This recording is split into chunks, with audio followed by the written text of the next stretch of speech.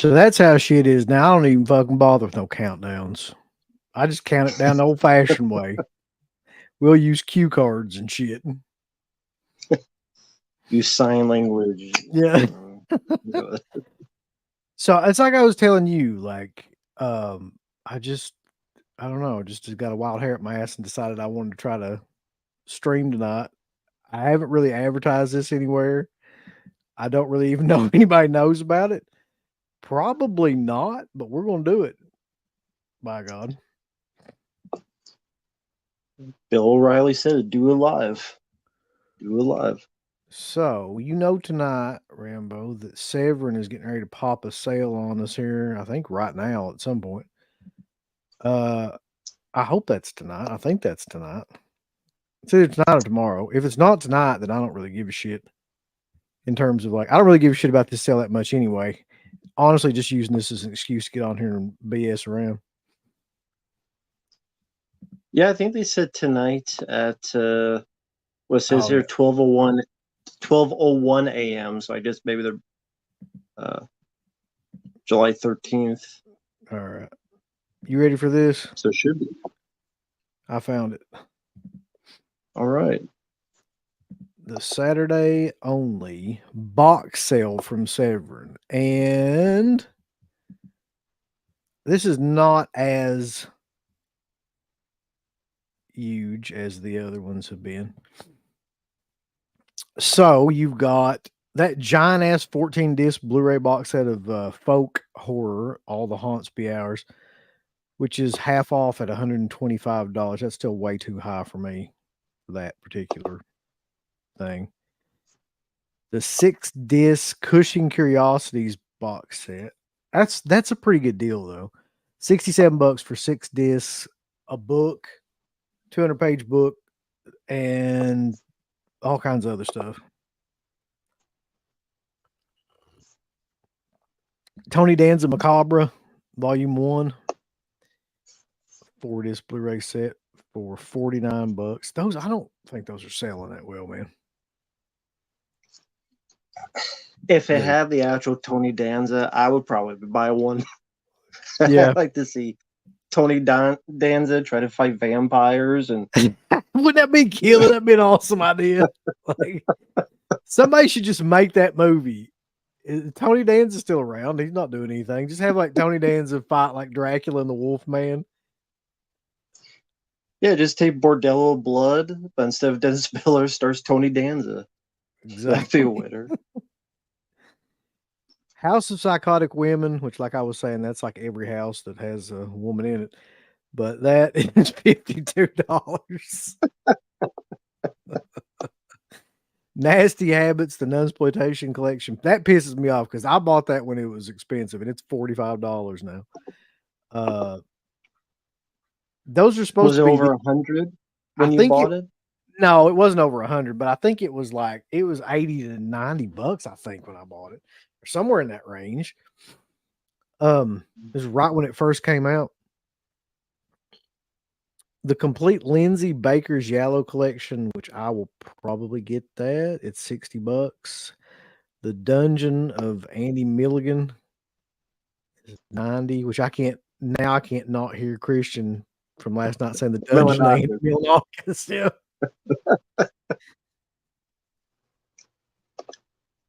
Euro Crypt of Christopher Lee Collection number 2 with 7 Blu-rays at $67. And 9 in the first set, which is also $67. Those movies must suck ass, man. How many movies did Christopher Lee make, by the way?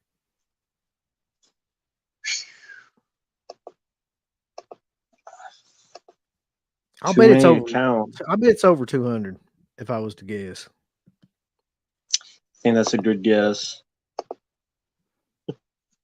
The Incredibly Strange Films of Ray Dennis Steckler, which I cannot get over the fact of how much that whoever is on the cover of that looks like Jake Gyllenhaal with his head shaved. And that makes me hate that box set even more. I have seen some of those movies, and that ain't worth $5. That whole box set. Yeah, I'm sure it's not. Though. The reason I saw some of them was because that was the time when Joe Bob Briggs was doing commentaries for like a bunch of movies, and for some reason he decided to have a boner for Ray Dennis Steckler, Yeah. and I have no idea why.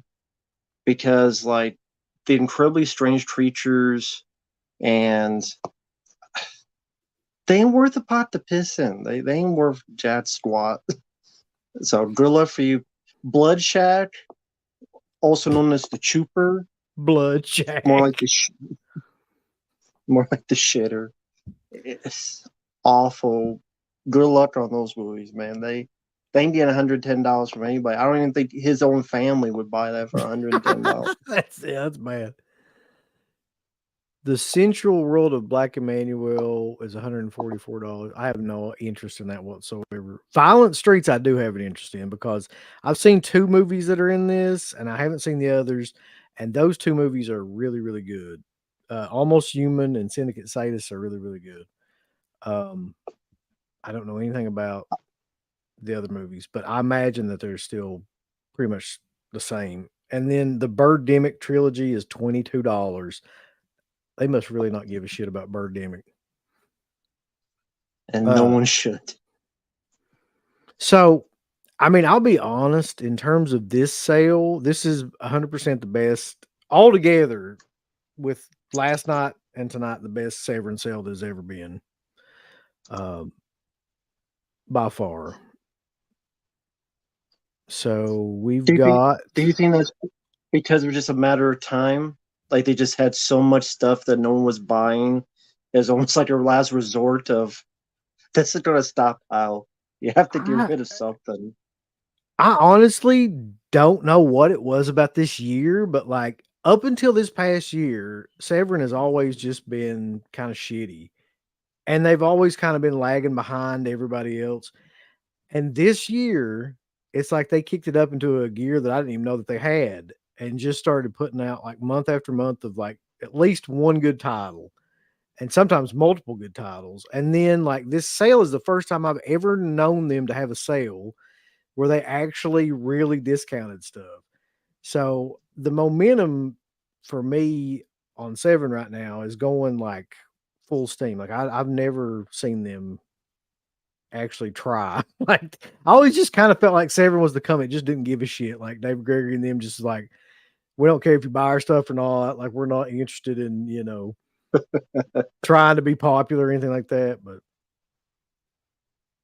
I guess that changed. Let's see what. So we got a bunch of people in here, man. Lawn Furniture, Jerry L, Business of Fear, Ryan Ashley, Goblins Inc., Justin Smith, Rob Zilla, Carter Dention, Ronnie Thrillsap, Alfa Romero, Gaming with Power, lots of people. Yeah. So I bought this is Carter said he got Grizzly Blue with a slip for some. I had a $10 gift card that they sent for that shitty Kathy's Curse box that I bought that didn't work. I bought the Midnight slipcase. I bought one of those, and I bought the other Hell, which is a nunsploitation film, kind of Blu-ray and everything, and it was like $9. I still had money left over on that gift card. I got them for free, basically. So, I mean, this sale is not bad. Crash says he bought 10 movies last night for about $89.93 with shipping. Don't see anything I want to buy tonight. Yeah.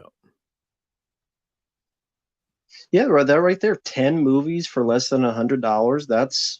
Yeah. That used to be common back in the day. Now that's like unheard of. So that tells you how good of a sale it is.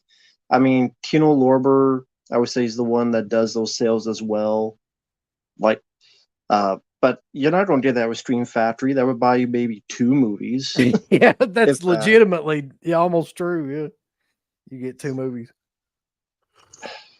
Be your Lost in Space 4K, where the fuck they have. Oh my god, dude.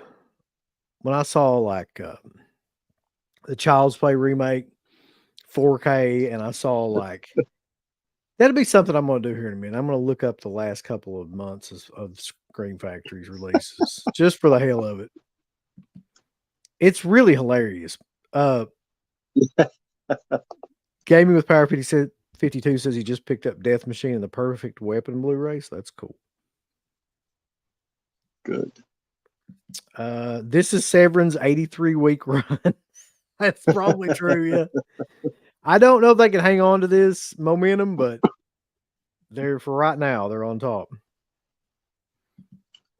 Jerry L says the Lindsay Baker set is good, definitely recommended, and a good price on the folk set. Hey, that's one thing you can say about us, right? Like, we call them as we see them. Like, Yeah. when they were shitty, we said they were shitty. When, in my opinion, they got good, we said they were good. Like, we didn't hold grudges against them. Like, it is what it is, man. Like, if you're putting out good products and stuff like that, like, to me, you deserve to be recognized. If you're putting out a bunch of bullshit and you don't care about anything and like you're shitting on customers, then you deserve to be hazed. So, And that's the serious. In all seriousness, you just want things, companies, people to do better because it benefits everybody. Better deals, better releases. You yeah. want things to do better.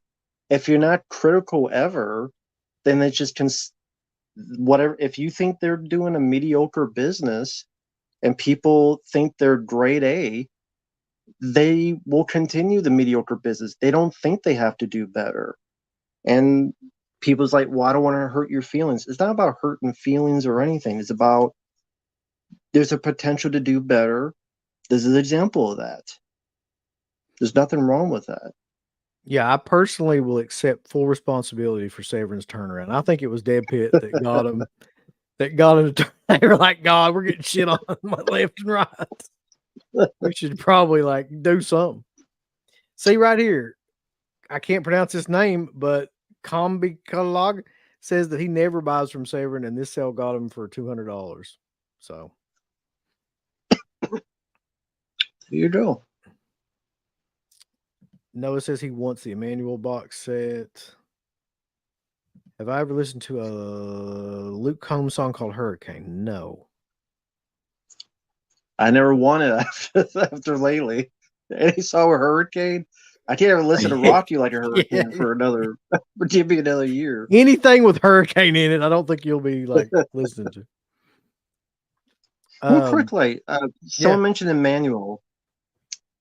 What was ever the appeal of Emmanuel? Buddy, I never really understood it.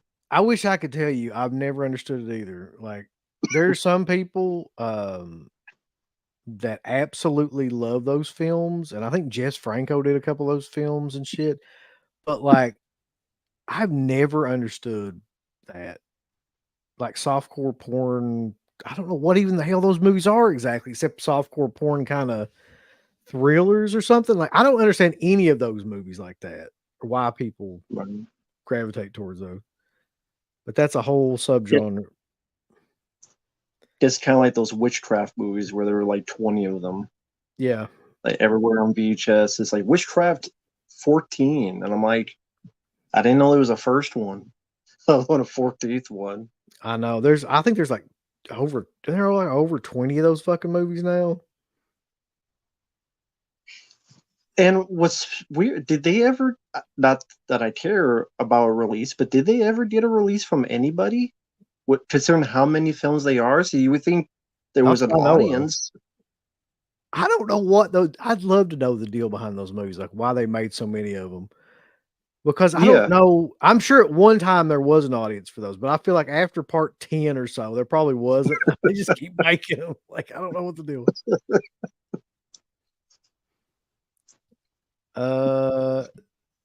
Eric Perry says, do I need the Birdemic trilogy? No. Do I want it? No. Am I going to buy it? Yes, probably. I mean, $22 for 3 films in a box set like that is pretty good. Those movies suck ass, but I mean, that's a good deal.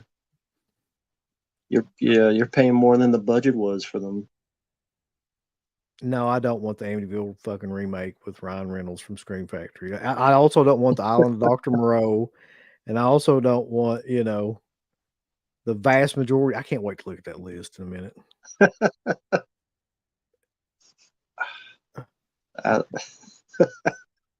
Disheveled says, I'm thinking about buying Danzig sings Italian Gothic collection.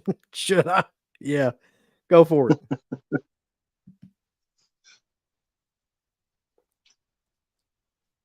Scream Factory just had a going out of print sale, and they said these titles are gone, and they're all back up to full price. Yeah, that sounds about right.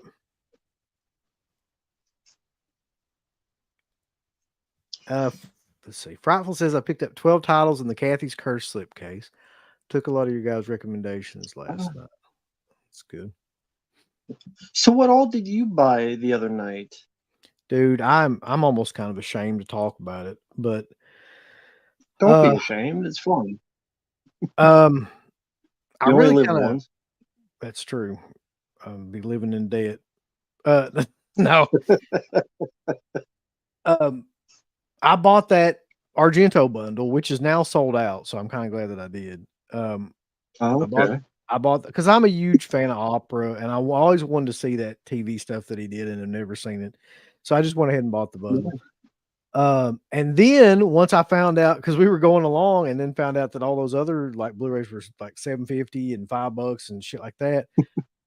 I went back and ended up spending like $60 or so with tax on those, and then went back again, got the gift cards out, and used my gift cards like and just because I mean, there's no way that stuff's staying in print for that how cheap it is. A lot of that stuff will be sold out. Um, so I would venture to say I about $220 altogether, something like that. Okay.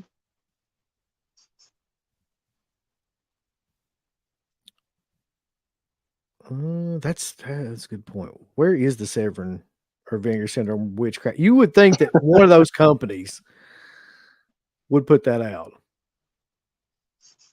Yeah, Vinegar, I think, because they used to do a lot of the adult titles, so it fits.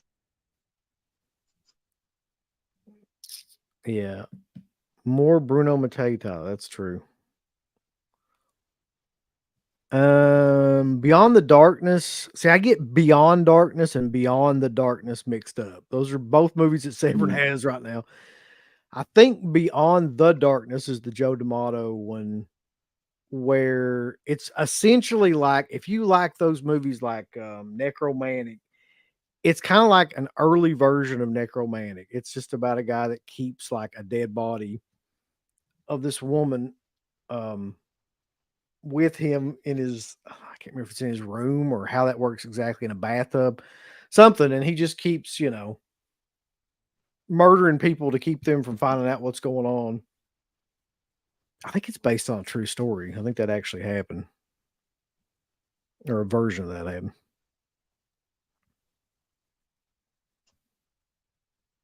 happened. Beyond Darkness is just a goofy, crazy ass, evil, deadish kind of movie. Sure.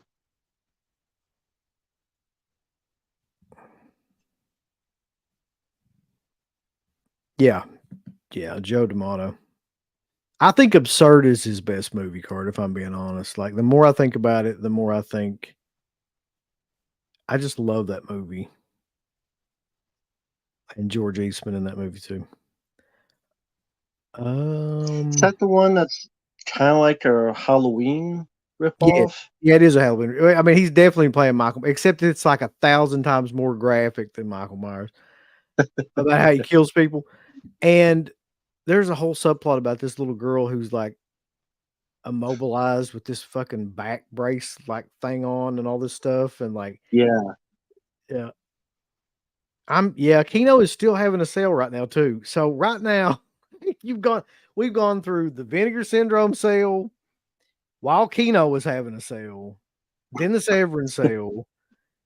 Scream Factory was having a sale somewhere in the middle of all this. Arrow is still having a sale, which is the Camp Arrow sale that's going on right now. I don't think there's a company that hasn't had a sale. I mean, honestly, like any of the bigger name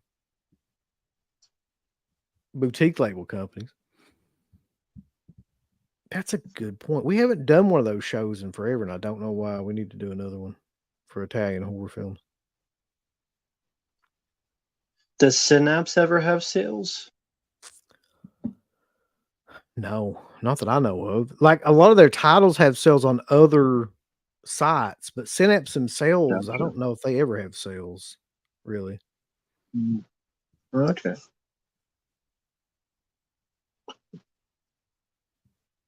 Yeah, this is good advice. Never ever buy Deep Blood, which is like a shark movie and one of the most boring fucking movies of all time.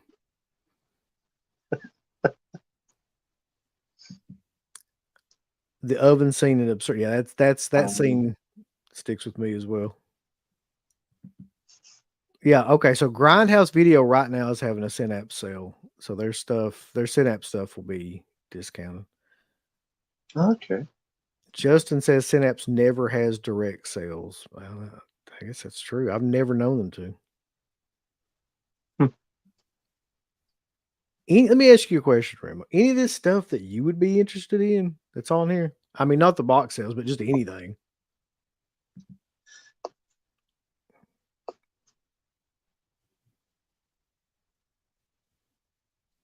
Yeah, I was looking. I watched this stream last night with you guys on there, and I mean, there's stuff I've heard.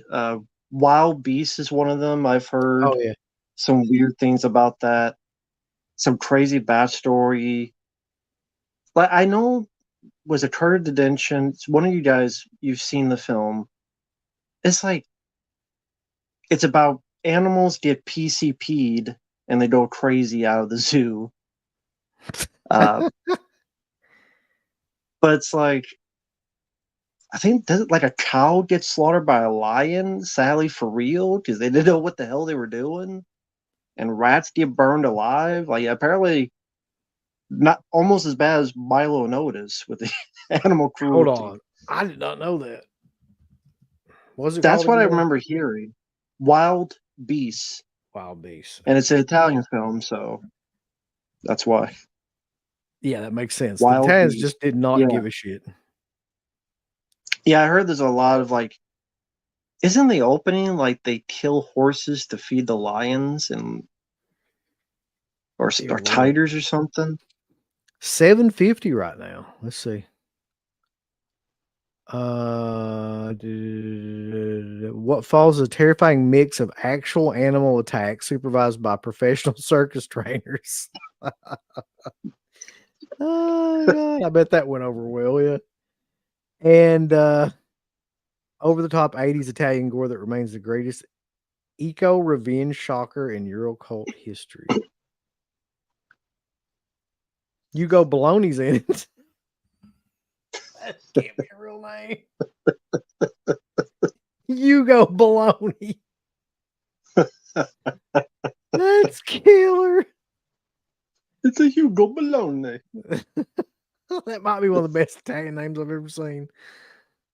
All right. Well, I mean, it's got Hugo Baloney in it. It can't be half bad. So if anyone in the chat, if you've seen it, if you could confirm again, the for those who got in, the stuff I heard about this film is again like a cow got killed by a lion, and that's in the film, and rats got burned for real, and that was in the film, and like apparently like a lot of other real animal stuff because again, it's an Italian film, so they knew what they were doing. Oh yeah. Um, Yeah, maybe not as bad as Milo and Otis, but how many was that? actual dogs and Yeah. cats died in that fucking movie making that thing? It was something crazy. What's sad, I saw that when I was a kid. I thought it was like cute. Oh, Dudley Moore is narrating this cute, and then I heard the story. I went, "This Yep. is horrifying. This is more horrifying than the Texas Chainsaw Massacre." There's all these cute kittens, and it's like it's a graveyard now of bodies. I mean, it was bad. We eventually wanted to do, and I think may still do a Terror in Tinseltown about Milo and Otis. Like it's because it's so crazy, man. What happened? 6 dogs and 15 cats. Dear God, man, that's like the damn. It's like a genocide of animals for just make that damn movie. Jeez. Uh, Carter, you missed this part, but I actually already bought that last night with my gift card. That's one of the ones that I got.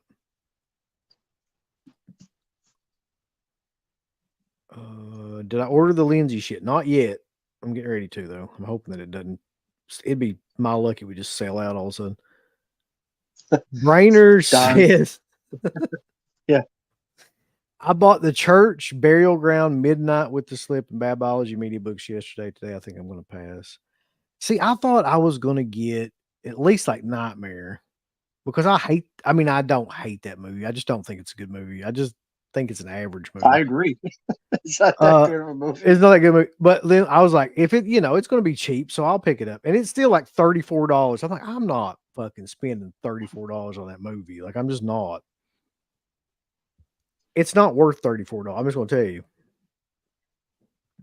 No, it's a poor version of Maniac. It has a couple decent things.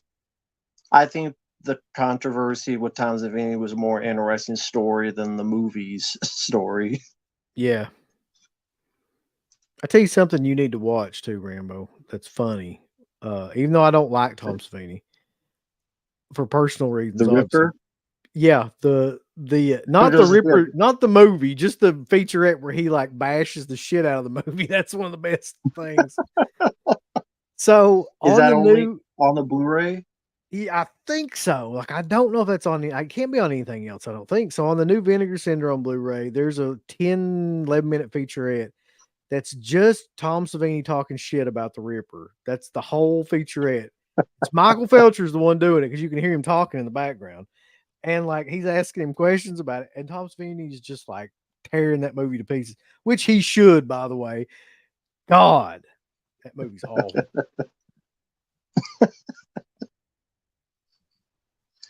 I've heard about the Ripper. I've heard it's really, really bad. Like cheap, very cheap looking, I've heard.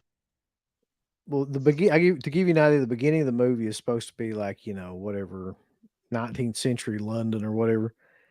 And um they're in like a horse and carriage and you see all the he's like it's clearly like a downtown city that they've just blocked off at night or whatever, and you see all these like lights that are like light attached to these buildings, and it's like, I don't think that's how that went.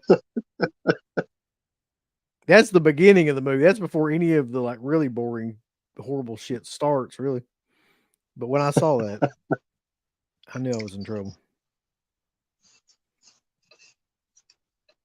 Uh, Don Pless says either of you don't have Wild Beasts, buy it. Okay. Huh? MVD has killer sales of Synapse titles.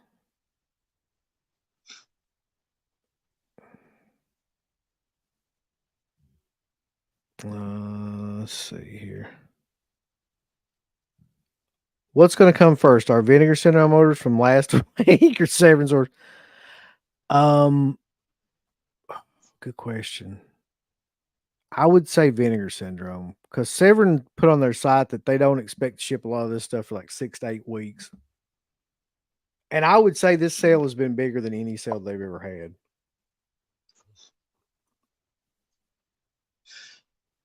So with Severin, the previous delay was the Kathy's curse thing. So was Yeah. that more of a delay than usual, or Oh yeah. because I've also heard that even without that Severin, is there usually still like a delay when you get a Yeah. package? Severin's really bad a lot of times on shipping.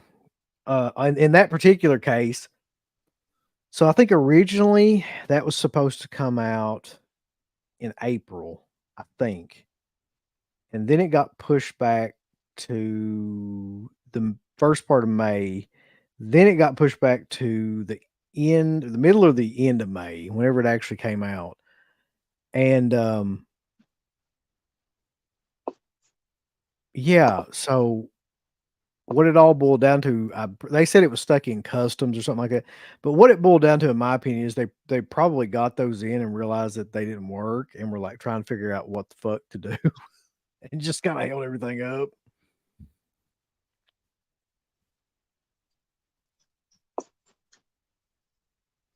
Please tell me you bought what was that movie called? Hey, Stop Stabbing Me. No, I didn't. I wanted to. Somehow I kept myself from doing that though. It's such a great title though, man.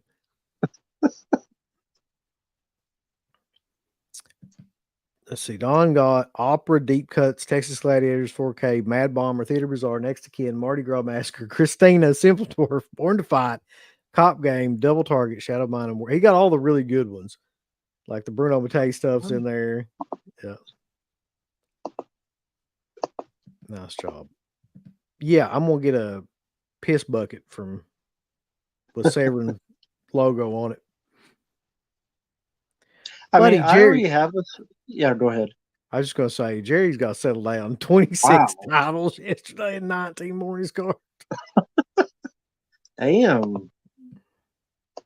What Anyway, all you did, Jerry? yeah, put a list together, Jerry. I'm curious. You're gonna have to check your email. There's no way you're gonna memorize all that. He grabbed Hey, Stop Stabbing Me. There you go. I don't say I already have the film, but I did enjoy the Raiders of Atlantis, Oh which is yeah. one of the 750.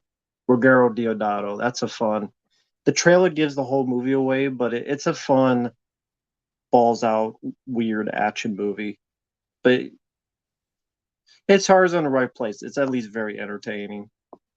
Raiders of Atlantis. I would definitely, if you like crazy action films, that's definitely one of them. And then you I've been guys, you showed a Robo War. yes, that's what I was gonna say. I've been trying to turn people on to Red Robo Brown. War. Yeah, Red Brown streaming his head off while this $10 Robocop's chasing him through the jungle and a complete ripoff of Predator. And anytime it shows up, the robot's like beep beep beep beep beep beep beep beep beep. That noise that it makes, you'll never forget that either. Uh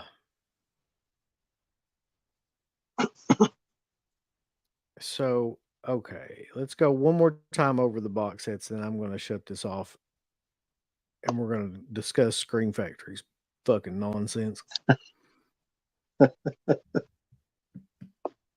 So they got one more time. All the haunts be ours is 125. Cushing Curiosity 67.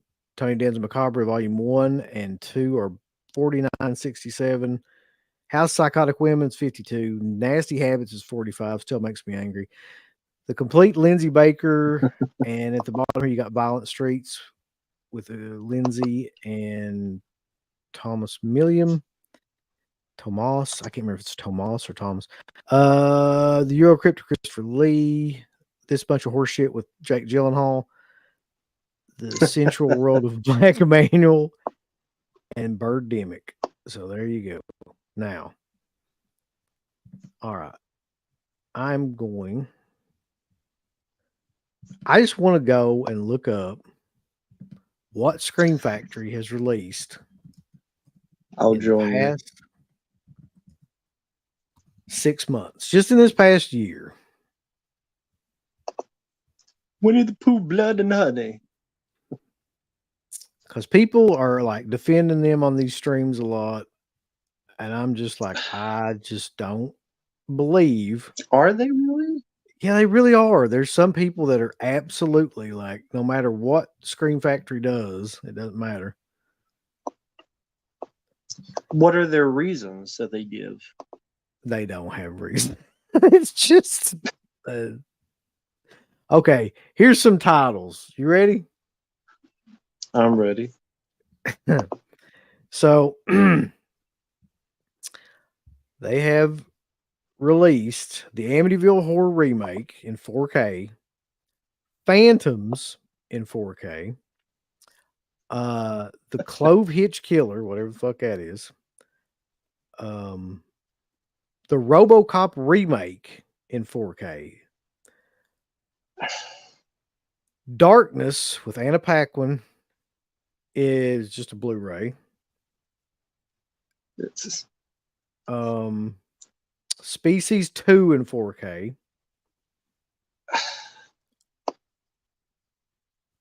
There's a bunch of stuff I'm leaving out that is just stuff I've never even heard of, but the stuff that I know. Let's see here. Island of Dr. Moreau, Island Dr. Moreau. Lost in Space, Orphan. The Blu-ray. Chucky 4 the through Terry 7. the Terry remake. The Carrie remake. Yep. Oh my god.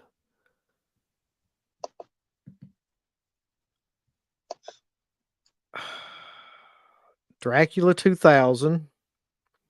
Stephen King's The Shining. The miniseries. The no, wait, that one's older. I almost said the Ring Collection, but I think that's all. Is that this year they released that or last year? That Ring Collection box set. Let me see. Does it say? Click on it. It had to be around the first part of the year if it was this year. Just says shifts by March 19th. So maybe that was earlier this year. Let's see. There's much more though. Hold on. Gretel and Hansel in 4K, nonetheless. The Strangers in 4K, Winnie the Pooh, Blood and Honey.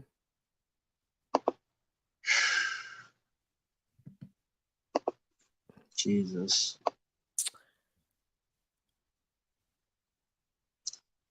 Fucking Abraxas. Abraxas did not deserve a fucking VHS tape, let alone a fucking Blu-ray. Jesus. That's a horrible movie, Abraxas. I wonder if there's a way. Let's see, because I'm just going through their shit. Look, if there's a way to filter this by like release date. Let's see. No.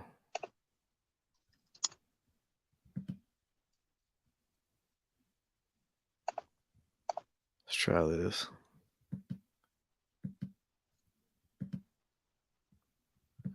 Best match, alphabetical, price, newest arrivals. Okay.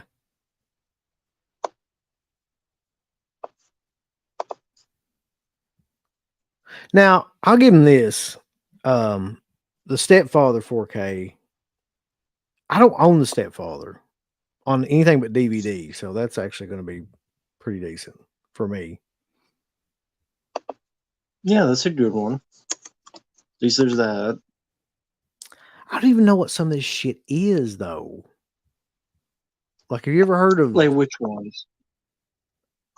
Oh, let me see here.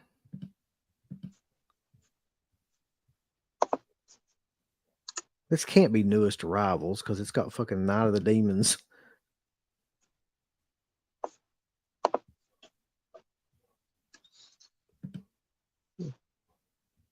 Leave it to the Scream Factory's fucking website to not like accurately. Okay, here we go.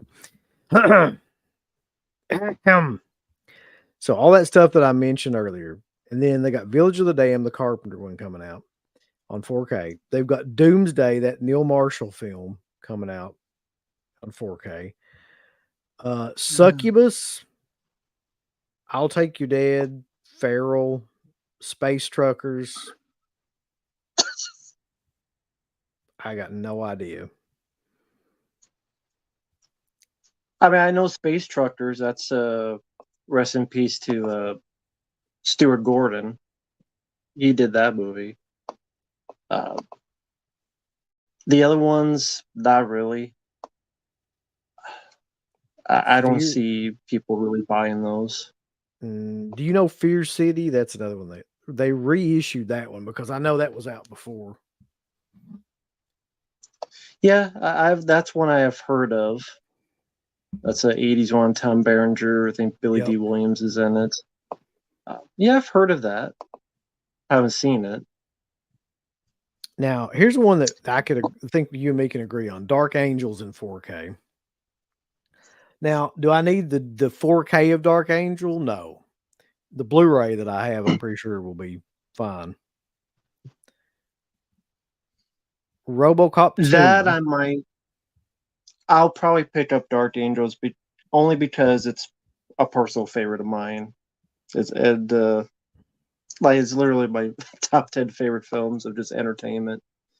But that's like the exception to the rule for me. It Like I is. said, sorry to cut you off, but just to go on a rant, I don't need no goddamn Amityville horror to see Ryan Reynolds shirtless, going crazy, and barely acting because he couldn't act in that movie out of a paper bag in a snowstorm. Yeah, I don't need The Strangers 4K. It's just people in a house being bored until they die. They ain't no 4K crisping up any image of that. People, that's a great review of that movie. People being bored till they die in a house. Yeah. That's basically what it Doomsday, is. just watch Escape from New York if you want to see Doomsday the right way. It's like Neil Marshall can't do Escape from New York. He wanted to remake it. He just did Doomsday. That's exactly what it Yeah. is. Yeah. Phantoms, I can have fun with it in a dumb, goofy way.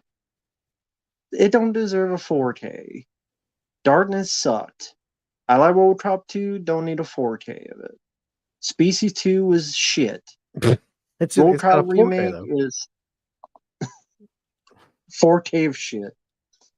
World Cup remake didn't deserve to exist. Hey Rambo, what about the Crow Salvation? They put that out too.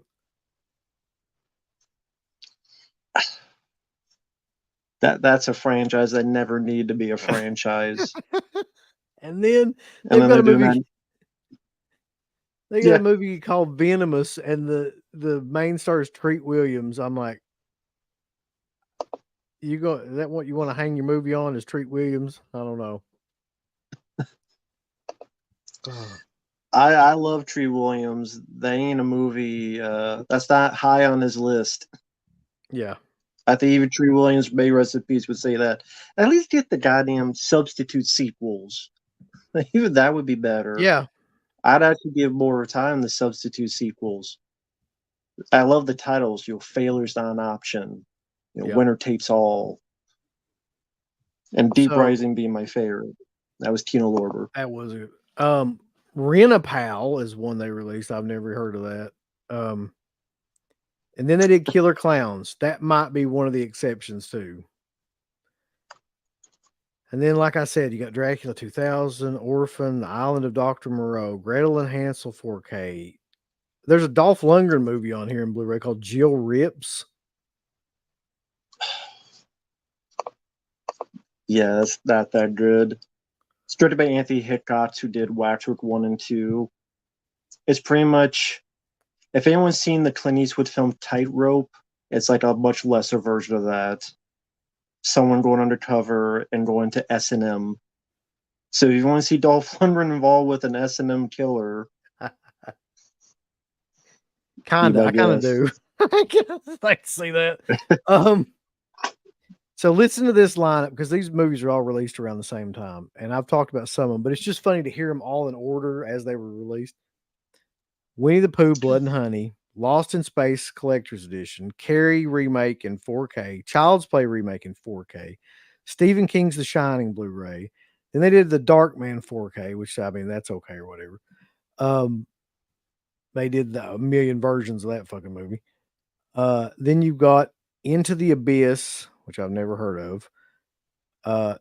The Thinner Collector's Edition, the Ring Collection, the Blob 4K, the Pumpkinhead 4. They just turned everything into 4Ks. Like every Blu-ray tile they had, they put a 4K of it out.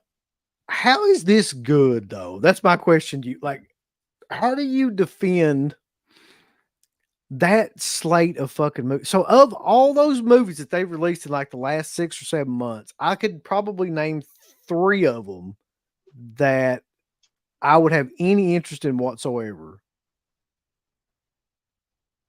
And one of them that I bought out of all those, and that was the Killer Clowns one. So I don't know, man.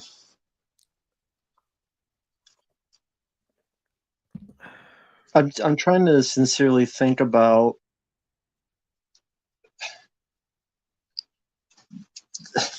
every movie has a fan of some sort, I guess. Maybe that's what they're counting on. I mean, that slate of movies that you listed is a lot of, in my opinion, horrendous stuff. 90% of that at least. Yep.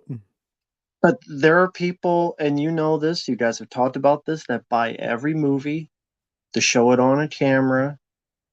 And then there are people that they have a collection and they feel it's not complete unless they get this, this, and this. I have to think there's a part of them that know that. I, they can't I be completely blind to that fact. I mean, I feel like if you're buying the Carrie remake in 4K, you gotta know that's a mistake, right? I mean, you gotta be like, or like, some of those that like Dracula 2000, like,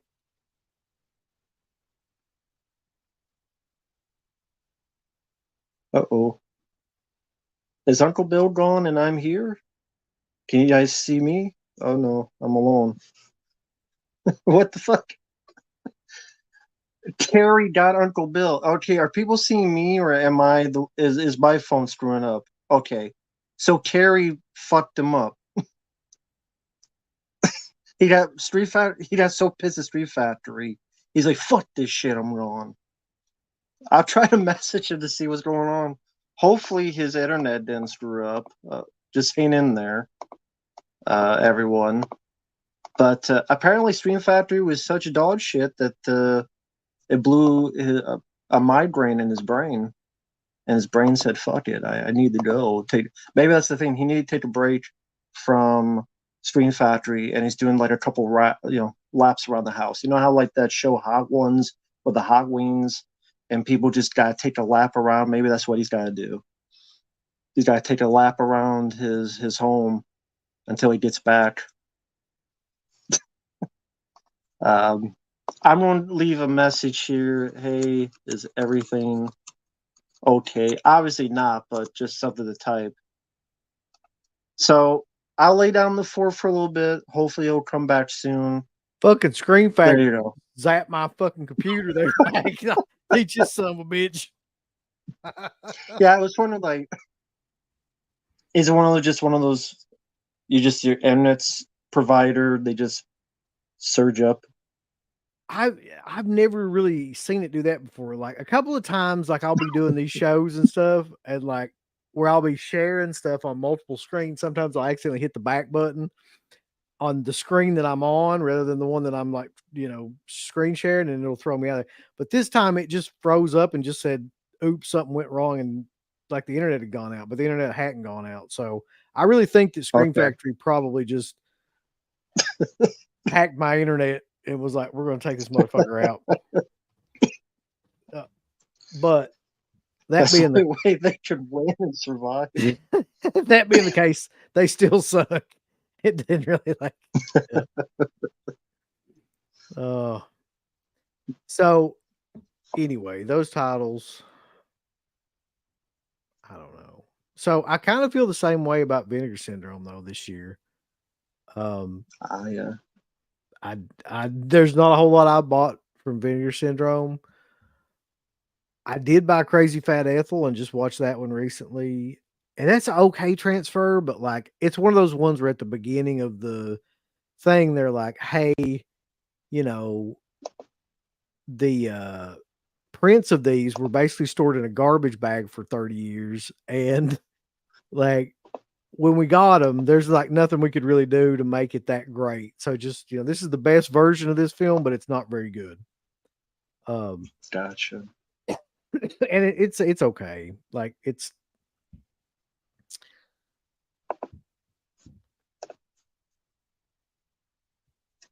so I'm curious. I wish I could do a poll on this fucking thing, but you can't. Like, which one do you all think has had a worse year? Scream Factory or Vinegar Syndrome?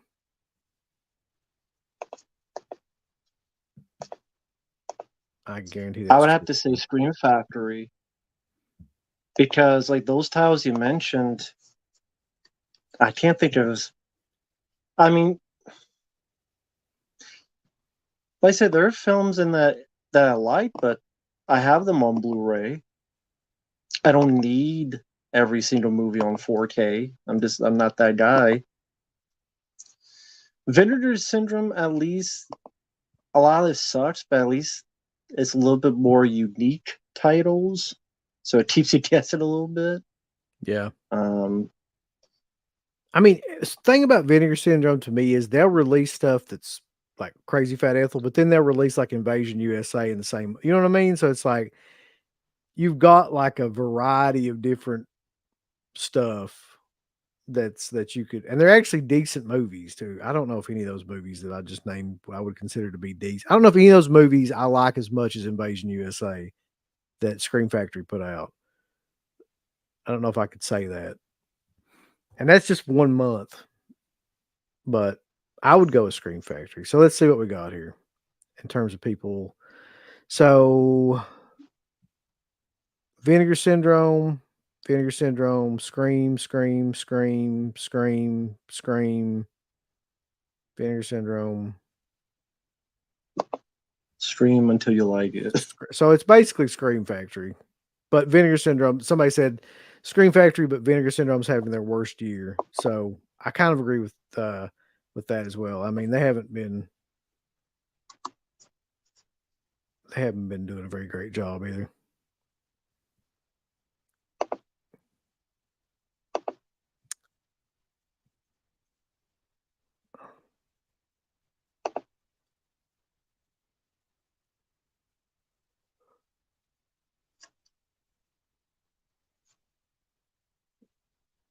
That's what I mean, though. Some people really hate Vinegar Syndrome.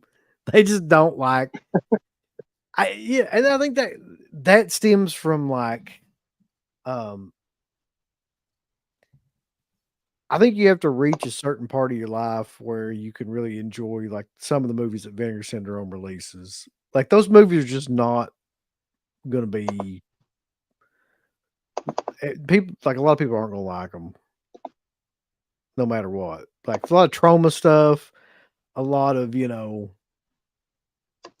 kind of Italian, Asian, crazy like stuff mixed in there. It's just not gonna. Whereas Scream Factory, they what do you? only release mainstream stuff, but it's like shitty mainstream stuff, but it's still like stuff that was in theaters, and the majority of the time I was people going to don't. ask with Vinegar Syndrome, is it you think? Do they just find movies that they're able to get their hands on? Of course, with the money they have, the rights they could be able to just have constant content because they know there are people that buy bundles, and as long as there's something that either they haven't heard of before that seems unique, whether that's good or bad, it's just releasing content and not so much caring about the quality.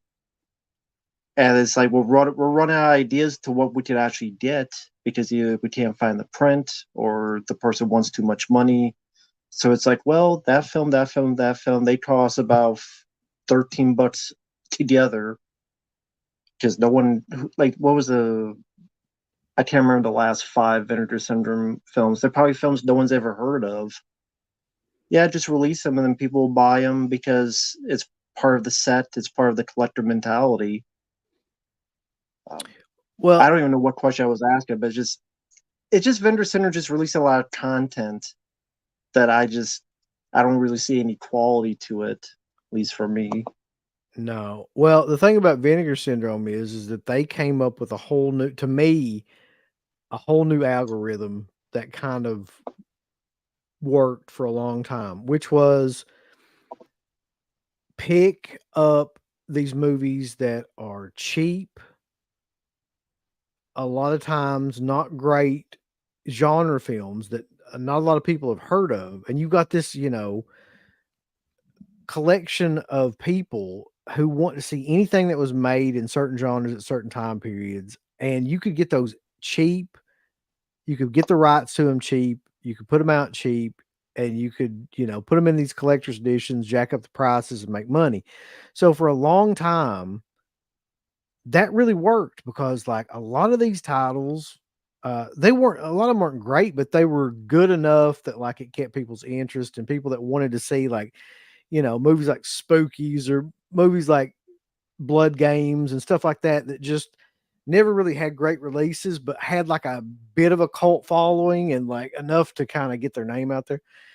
And they just did that, and collectors finally got on board, and they were the first ones that I knew of that did the slip cover thing to the point where people would just buy the slip cases and shit, and like that became a selling point itself.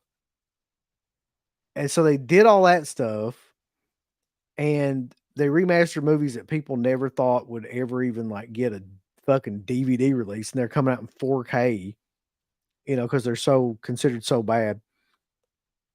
Which was great, and then they started eventually, and I'm not sure how I feel about this still to this day. Eventually, they just started putting out, like, mainstream stuff like Roadhouse and Showgirls, and, like, I don't know why exactly. I guess, like, I mean, all that stuff apparently sold well, but I'm not sure why they decided to take that road.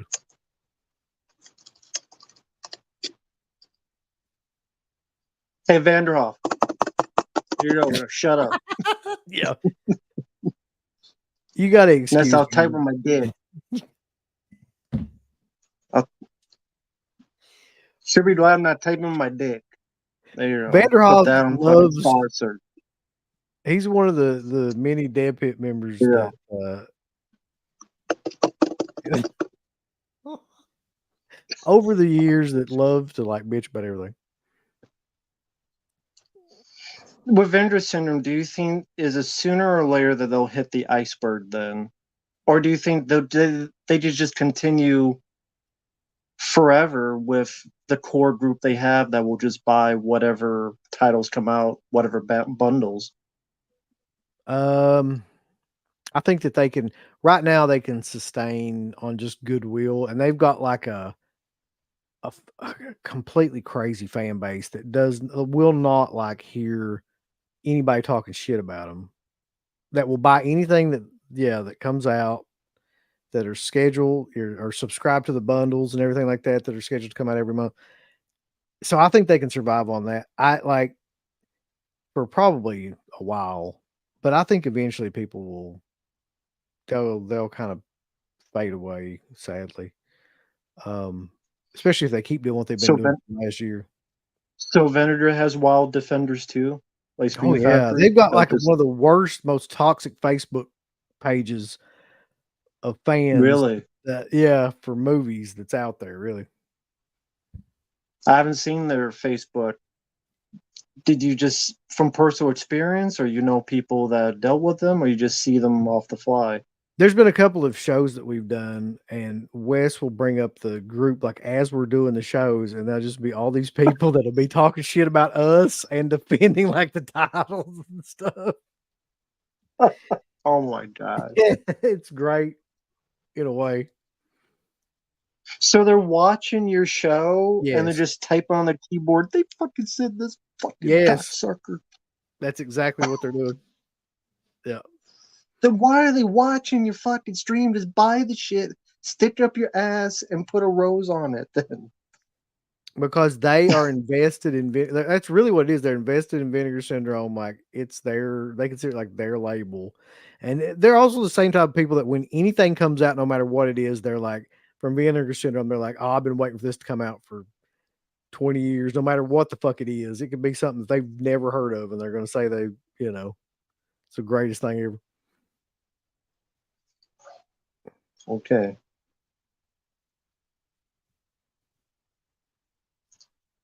This is a good question. What label do I think or we think will last the longest?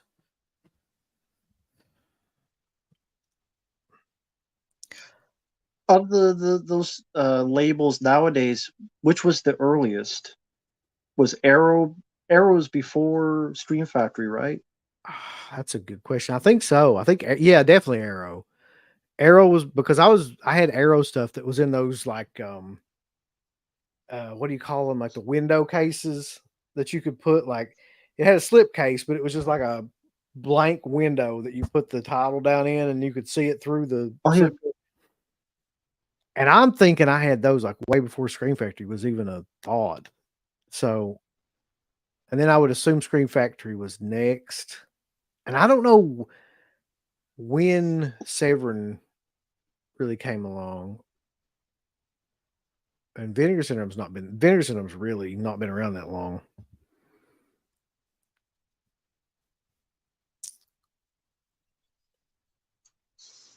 Actually Severin might surprise us because it seems like we got some of their DVDs and shit in terms of how long they've been around.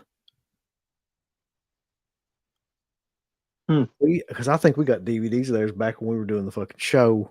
Now that I think about it. Oh, okay, that's right.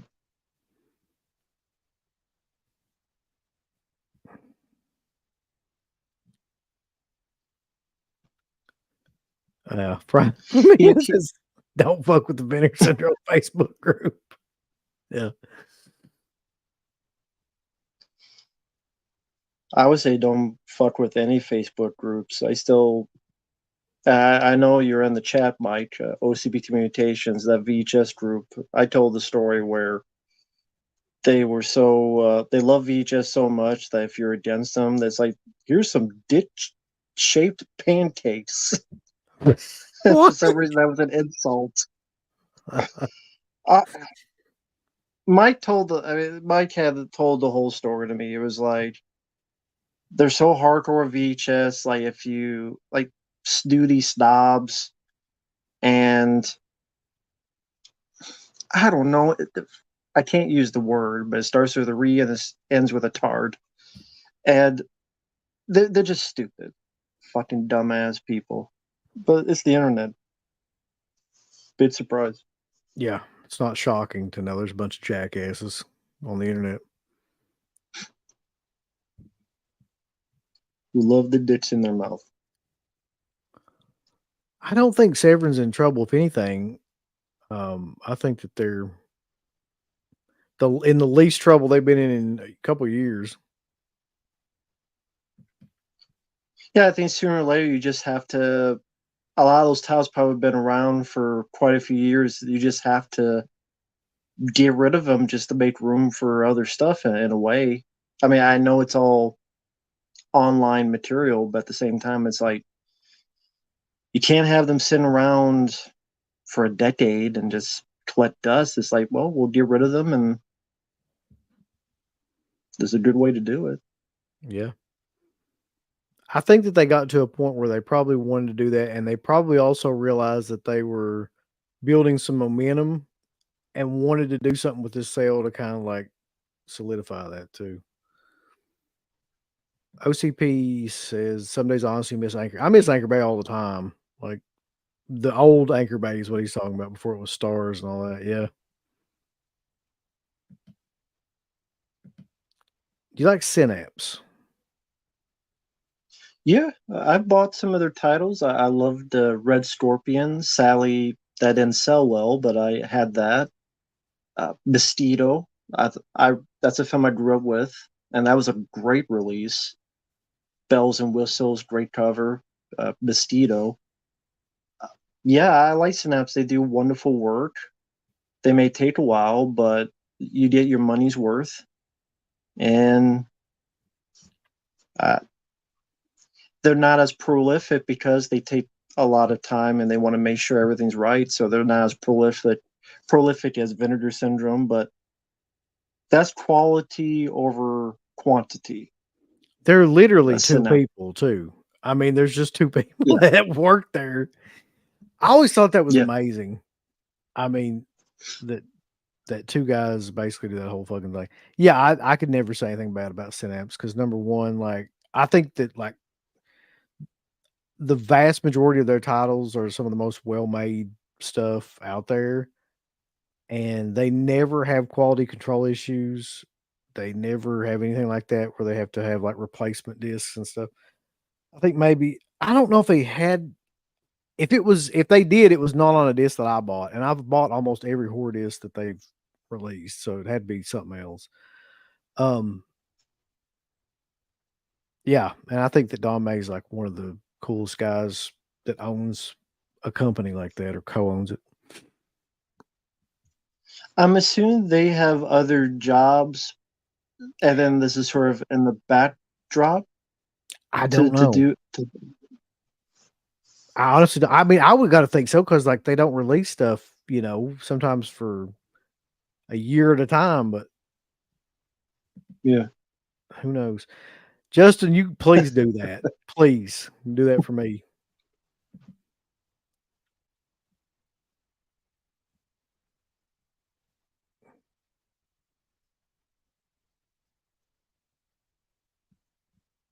Yeah, this is a good point. All these exploitation horror titles that they're selling now used to be bootlegs on VHS back in the day, back in the 90s.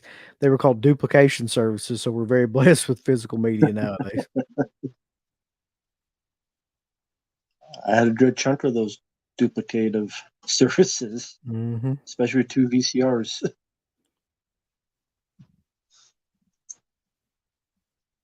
Back in the old 40 days when we had to put 3 movies on a tape and Oh, I hopefully it remember didn't cut off the third one. that's how I used to watch everything when I was a kid. Like it was on those what they like, SP and EP VHS tapes that were like you could put three. Yeah. But see, the cool thing about that was when you're a kid is that normally that was like my dad's shit that he had record, and there was a theme to it. So one tape would be like action films, the other one would be horror films, sci-fi. He would just record like three of like the same type of movie, and so you got to see. I mean, like that's how I got to see.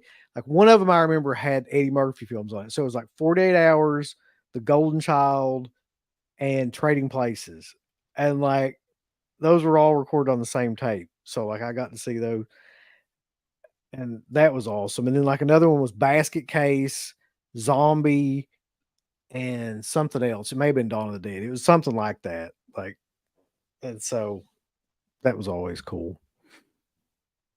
And you had to do the Scotch tape method where you had to put it over the It, rental copy or whatever so that it would actually yep. record on the other one. Many a time I saw that white surgical tape like put over the those fucking things. Did you ever use the VHS cleaning? Like, did that ever Yeah, work for you? Like, if I not okay, really. No, I'm not sure if those ever really worked. Maybe they did. I just didn't know how to use them that well. But I did have one of those tapes, the cleaning tapes with the solution that you put in it and yeah, all that. And then you like put it in there. I could never tell it did anything.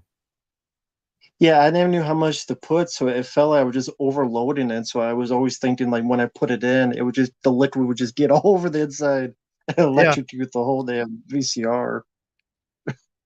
I got the it's like I'm getting the thing drunk and I'm gonna give the VCR a hangover.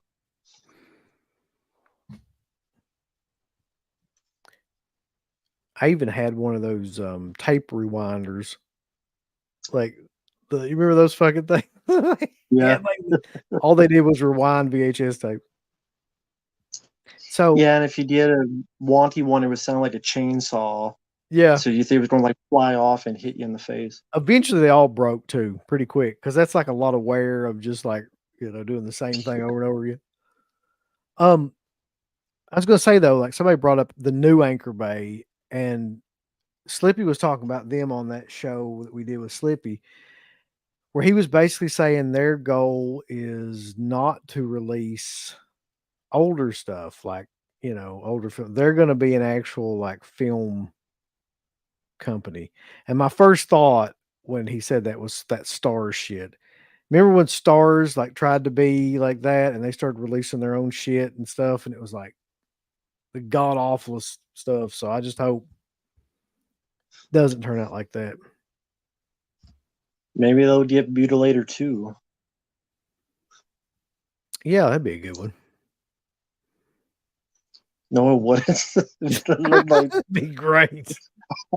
a bottle of piss That fucking left trailer. on the. That's one of the worst trailers I've ever seen, by the way.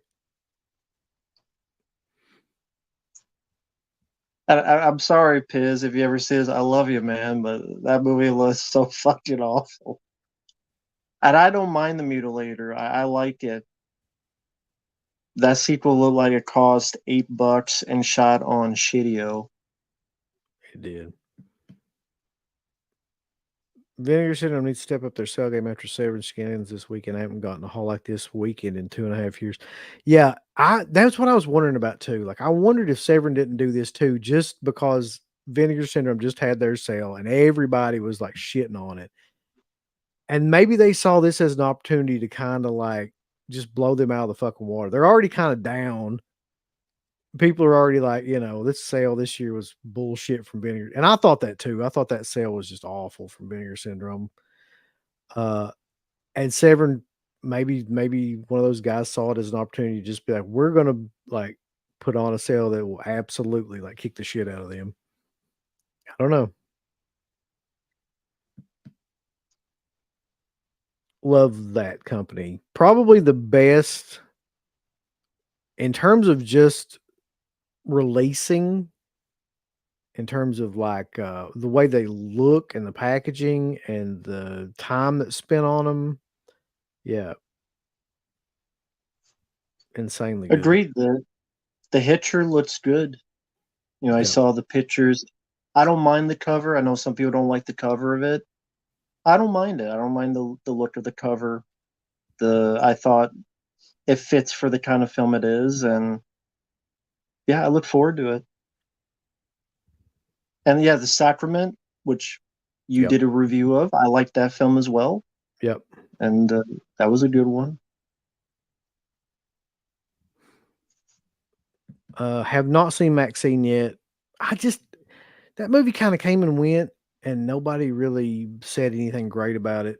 I mean, it just kind of got like a Hmm. lukewarm response. So I just didn't. I just didn't like kill myself to get out and see it for some reason. I didn't even know it was out. Yeah, it came out this past week, I think. Past weekend. Hmm. Okay.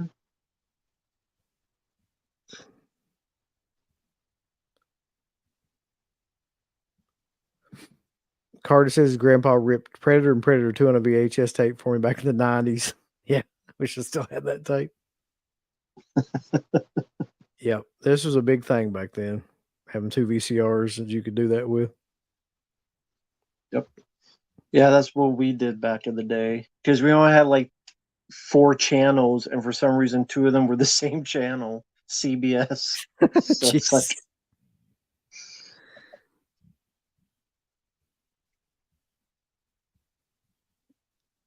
Uh, Business of Fear says, I used those cleaners back in the day. That liquid evaporated so quickly, so no damage was done if you put too much. Well, that makes sense. Blue Underground is still around, and every now and then they release like a 4K. They don't release anything new ever. And they haven't for years now that I know of. They just release like 4Ks of stuff that they already have license for.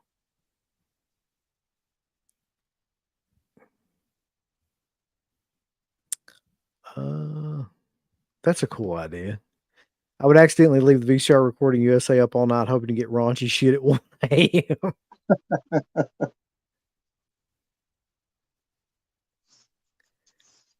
Justin, I tried to get Mark to come on here, but Mark is a busy man. He's hauling some product. yeah, he's too busy cooking for Walter White. Mm.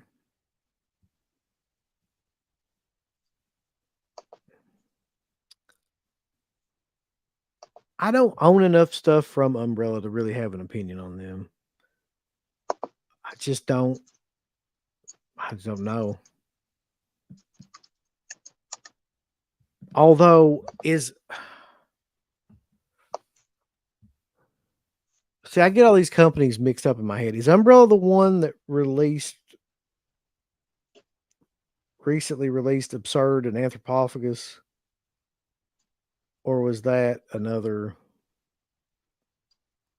I don't even know at this point which company did that. I thought it might have been Umbrella, but it could have been Eureka. It could have been fucking 88 Films. It could have been.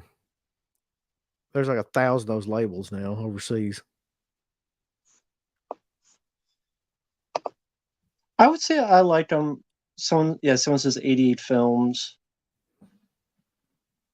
I liked Umbrella. Uh, yeah, I mean, like a lot of labels.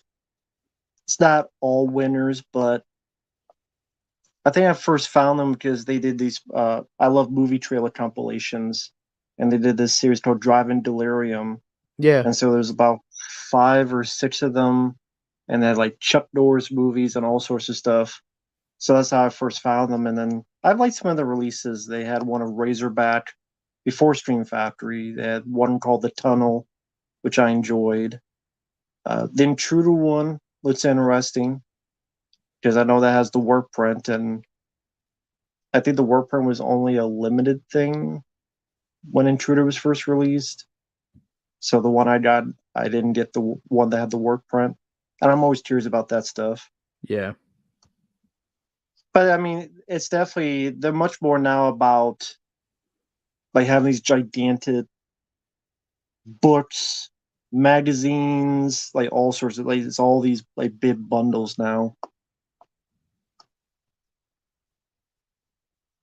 And yes, I did order that Super Mario Brothers one, and that's on the way. I'll show Yeah. that when Well, it comes. even I'm kind of starting to get tired of these fucking bundles. And after the Hitcher and Trick or Treat, I don't think I'm going to be buying any more of them because that's the only way that you can get those, even though they are releasing standard editions of both those now that I think about it. But it's like you Yeah. get these bundles and they're nice, the box is nice or whatever, but then it's got like a book in it. I'm never going to read that book. And then it's got like lobby cards in it. What the fuck am I going to do with those? I have no idea. And then if you get some of these companies like Screen Factory, you got enamel pins and fucking balloons, or I don't even know whatever keychains, whatever comes with that shit. It's like shit you'd get out of a, if you go to like Showbiz Pizza or like what's another Chuck E. Cheese. It's like shit you would like cash in your tickets to get. You know, there's the stuff that comes in these box sets now. Yeah, I mean, if you can't get them for everything because they'd be too expensive, and just you wouldn't have any room either. I mean, if you don't have room right now, you get more and more of these bundles. That's even less and less room. Yeah, You're gonna be ready to be crushed by it's like releases. everything now is a limited edition special bundle with fucking 20 things jammed into it. It's like I don't know if I care. So I'm curious with you, since you buy a lot of stuff.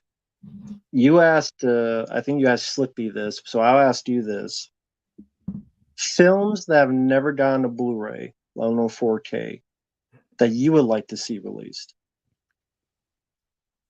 The number one um, that doesn't have a Blu-ray that I won't release is Fright Night 2.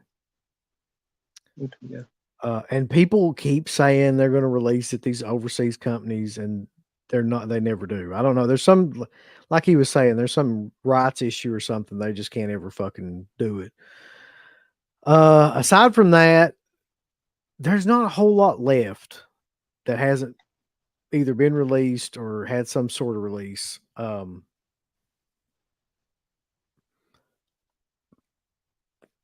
Let's see.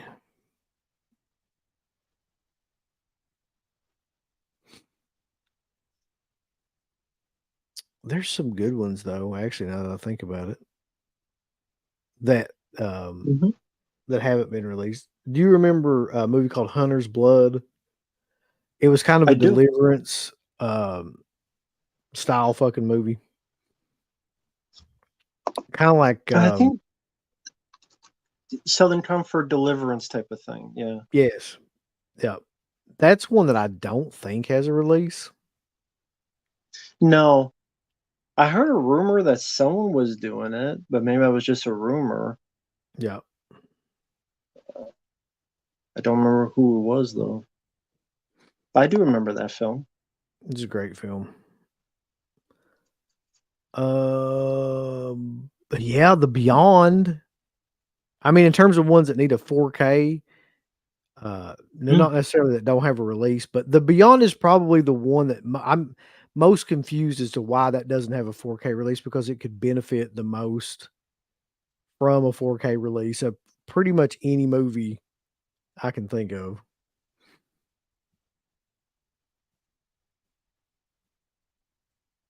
Let's see.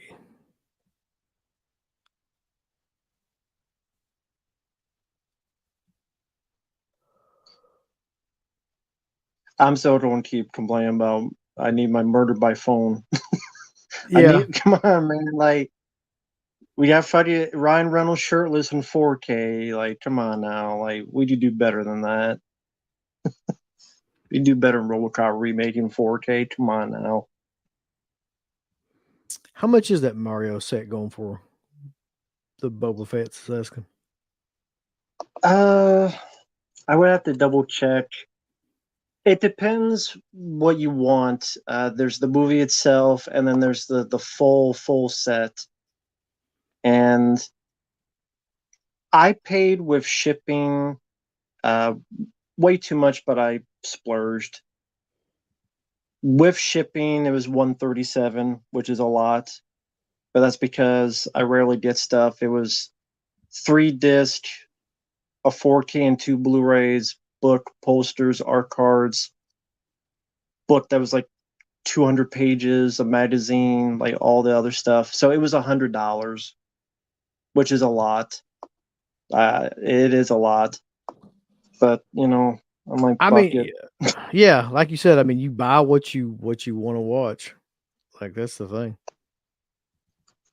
Well, not It's everybody does that. That's very true. That is very true. That's a whole other thing to get you got into, but like, you mentioned before how it's like, yeah, I got this. I'll never watch it, but here it is, and here's this. I yep. don't know what this is, and I'm going to mispronounce who stars in it and who directed it, and I've but literally I have it here. I've seen multiple different accounts where people will have a film and they'll be reviewing it and it's never been opened. And it's like, how the fuck are you reviewing it? Like, and it's just bullshit, man. Because what a lot of people will do nowadays, like a lot of people are sent. It really a lot of it has to do with like your channel subscribers. So the more channel subscribers you have, the more shit that you get sent, and they don't really give a fuck if you review it that well or not. They just want you to show it. A lot of times, show what's inside of it and things like that. And some of these people take advantage of that because they're reselling this shit. Like, I know they are, because they no other reason to keep it, like, in packaging than just to, like, so you can turn back around and resell it. Like, and then you can make up some bullshit review or something, like, they're not ever watching any of this stuff. There's a whole, like, ton of channels that do stuff like that. Their whole gimmick is just showing off physical media. Uh,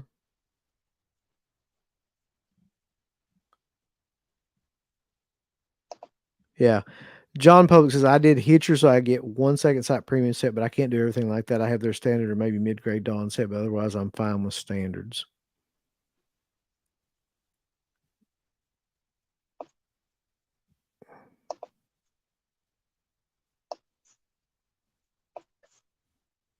Yeah, I 100% think though they will.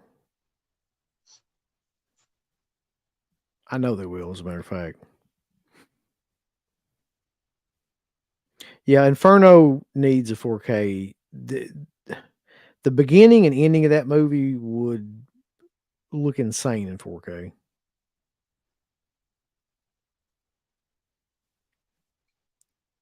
Okay, so while I'm going through some of these questions, though, I just want to say, Rambo, we're an hour and 30 minutes into this stream now, and I told you this before we got on and everything. But I'm glad that you're alive.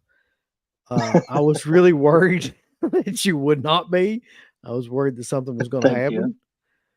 Uh, but yeah, you went through the hurricane, and I don't know what exactly happened with that, but you're still in the same place you were at. So it looks like that it turned out okay. I'm hoping. Yeah, so Hurricane Barrel. By the way, I want to give a big fuck you to every weatherman, weather woman, no man, all man, whatever the hell your idea is. They don't know what the hell they're talking about because it's like it's going to go into Texas, it's going to go into Mexico, then it's going to go to the west, and like every day it went like it was like it went like this like a ticking clock every day. It kept changing, so it shows how great their knowledge was.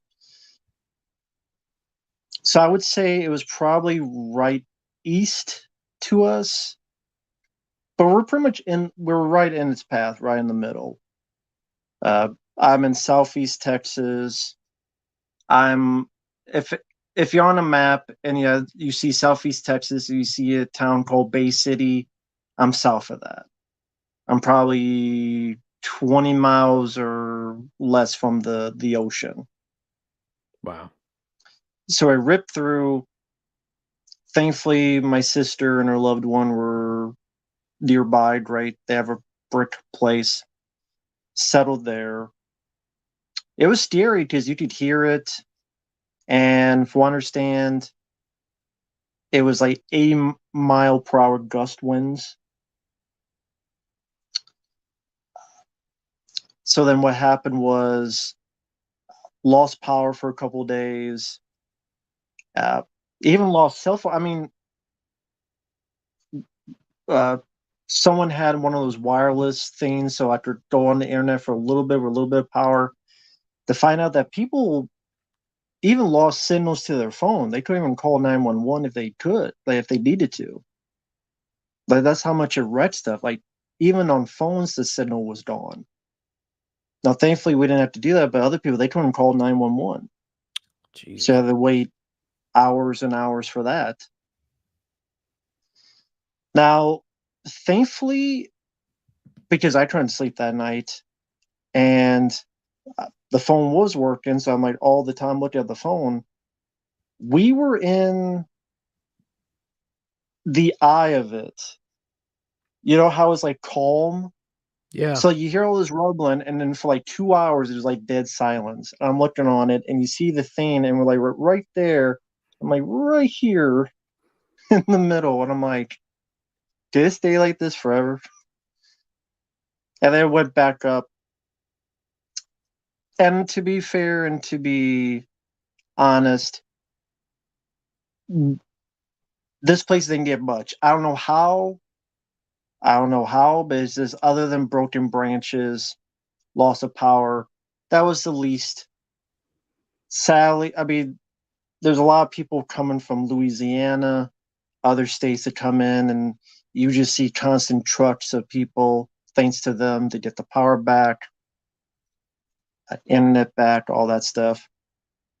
But like, I would see the news later, and it ripped right through Houston, Yeah. and it just like I was telling you before we started. I think at this point there's still 500,000 people in Houston without power, and more than likely not even by next week. And I know CenterPoint Energy is their power company, and they're getting a lot of hell for it that they weren't prepared.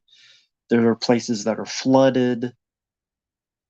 I know before they had like a dam that was shaky. I don't know what happened with that dam. Hopefully, it didn't do anything. You mentioned Jay Real, like he had to go to. Yeah. He's like, I think north of Houston. He had to go to a hotel. Yeah. He stayed in a hotel for at least a couple of days, I think. He lives in, and he's brought this up a million different times, so I don't think he would mind me saying, but he lives in a town called Mahia, Texas. Um, and it was apparently right in the path of that as well. And yeah, it kept going and going. I mean, that's the thing is that it was a Category 1 hurricane. You know, they kept saying tropical storm, but then as soon as it hit the Category 1, but even as the tropical, like I think by the time it got to Houston, it might have been closer to tropical, but it still did a lot of damage. And it kept going in this curve all the way to like to New York to the point that New York had tornado warnings. It's not the first time they've had tornado warnings. So if you've seen all those sci-fi channel films back to the day, bullshit. There ain't no tornadoes in New York. Apparently now it is. I Yeah. made the dumb joke like tomorrow there's going to be a volcano in the backyard and Tommy Lee Jones going to come in to save us. But you mentioned how maybe not at this point, but how the weather in Kentucky has changed in the past couple of years. You didn't get Yeah. tornado stuff, right? Well, we got Or it. not as much. Yeah, we got it occasionally, and it was like to give you an idea.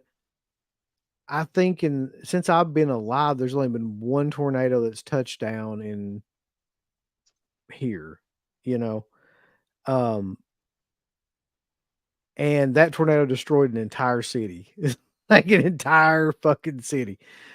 Um, but we never really had like summers or things like that where there was multiple tornado warnings, multiple like severe thunderstorm warnings. Like just seemed like every 2 weeks there was some shit like that going on.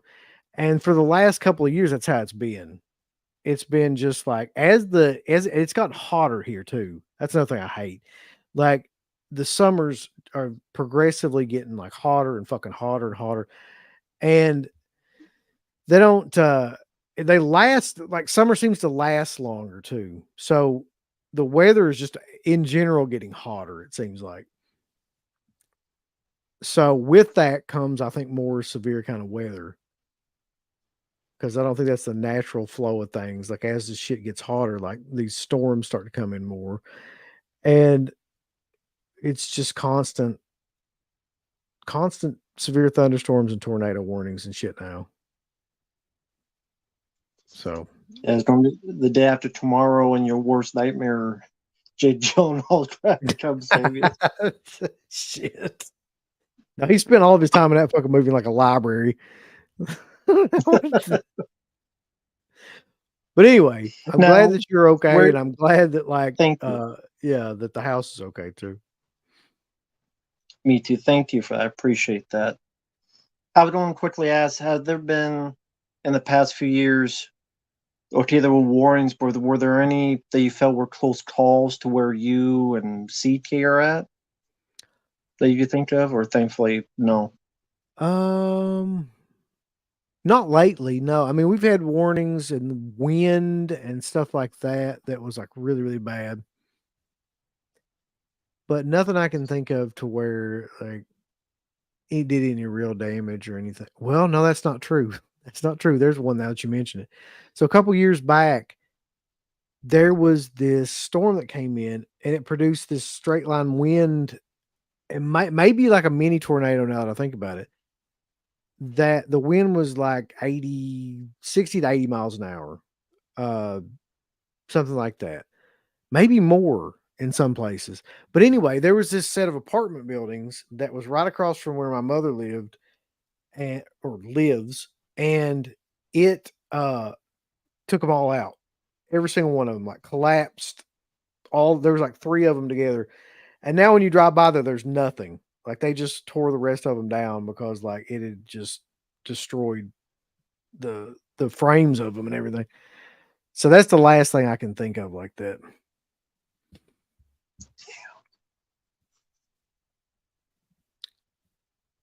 But yeah, I mean, the weather is really shit now. Here To say anyway. the least, everywhere. Well, it looks like a while ago you did get a super chat from Vanderhoff Oh, hold on. for $2. I didn't see that. It says love Dead Pit, always love giving you shit. Best channel on YouTube. Thank you, Vanderhoff. That's cool as long as I can give it back. Fucking shit. So a couple people asked, yeah, do I think people don't review the movies that they're getting? Yes, I know they don't in some cases. Most definitely. And whether it's no, okay, I was going to say maybe they did like a digital screener thing, but no, they have the. I people don't. I don't get screeners. They don't either know I exist more than likely, or even if they did, be like, "Fuck this redneck asshole with the buck teeth, your Bugs Bunny teeth." Like, Do people who did it, or do you get like a digital screener yeah. and then get the physical, No, a or lot just of times one? it'll be one or the other. Like, so the Oh, majority of companies nowadays will do one or two things, and it kind of, kind of hurts them, I think, more than they realize because they'll either send you, hold on, I may have one of them. I think I put them up. I had a whole bunch of them over here after that I had reviewed, but they're like, just like a crappy plastic case with like a screener copy of the movie, and that's it. So it's just like a DVD. okay. It's like a Blu-ray R or whatever. You know what I mean of the movie. It's what it looks like. Or they'll send a digital like link that will go to like the movie. So I guess they got away more from like given the actual physical media. Like back in the day, they just would send the DVDs or whatever, the actual DVD that they're going to sell in the store or stuff like that. But Yeah. they don't really, as these box sets and shit have gotten bigger. I guess they can't afford to send people these huge ass like things now, so they just send whatever, which is very underwhelming, by the way.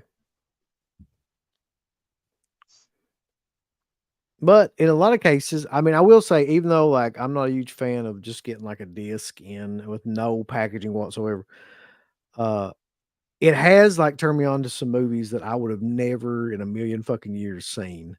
Like had it not been for those screeners, like I would have never even known they existed or bought them or anything like that. That have been really good. Some of them have.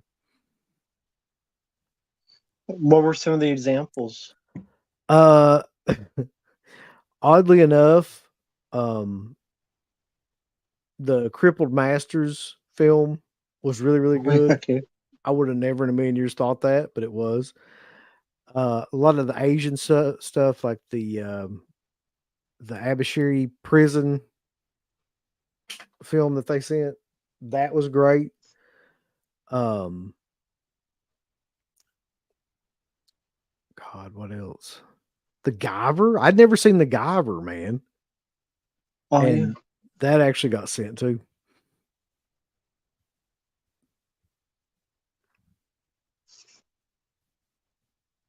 which I really enjoyed all those movies, to be honest.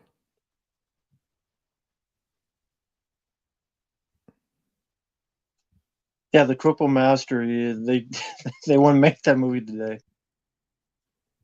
No, And yeah, yeah, if you like the Guyver, I would recommend Guyver 2 Dark Hero because it's lower budget, but it's more violent and it's R rated.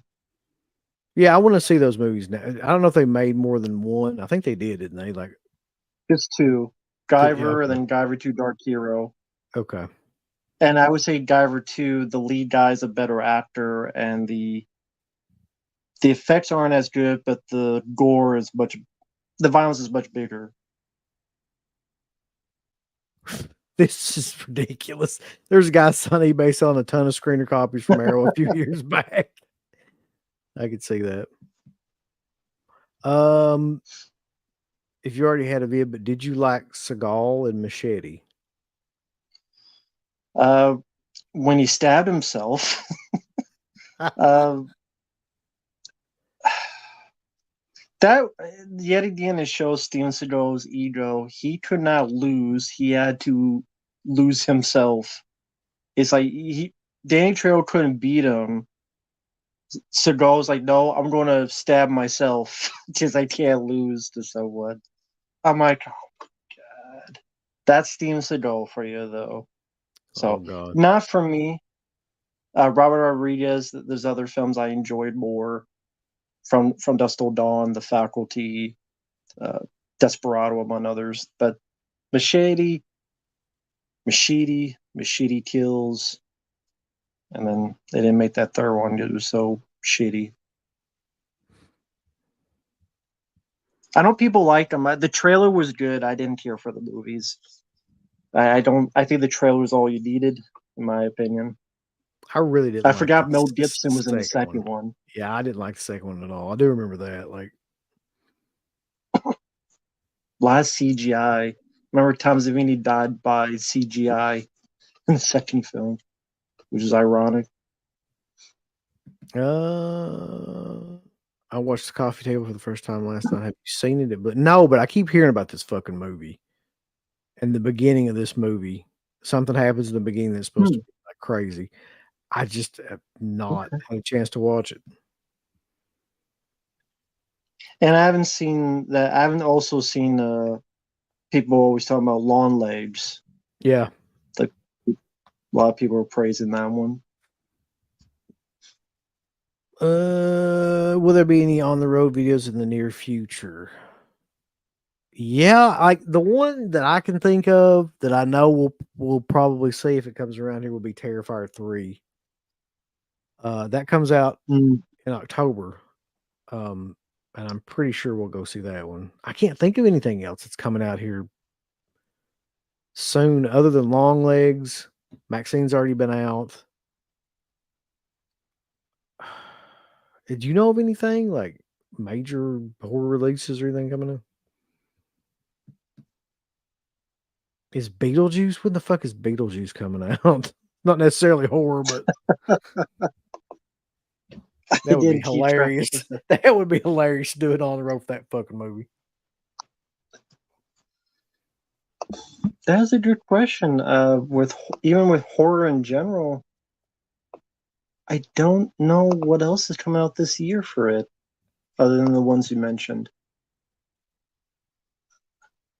I guess The Strangers Part 3 or whatever the 2 or whatever the hell it is, the sequel to the Strangers film that I don't know if anyone even saw. Let's see. I'm laughing because I'm like, you can watch Gladiator 2 when it comes out because that No, trailer came out. no, no.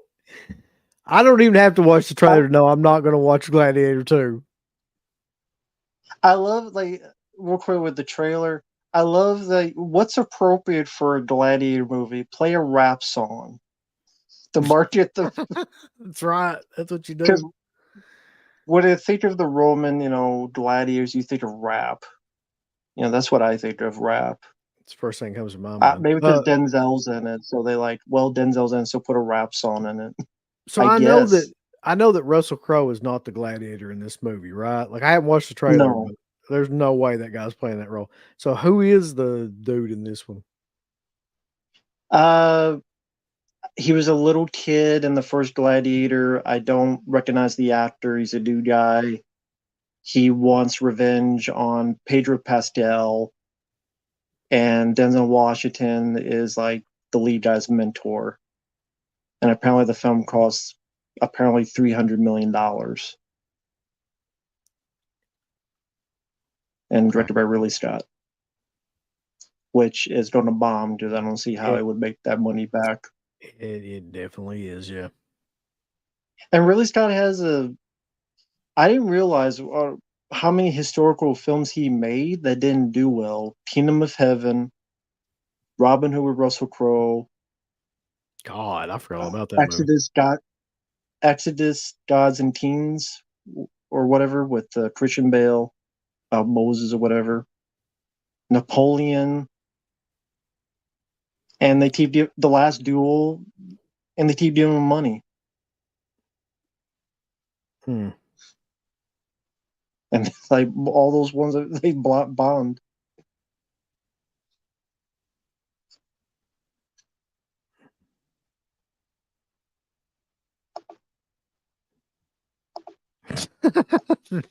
That movie cost $300 million.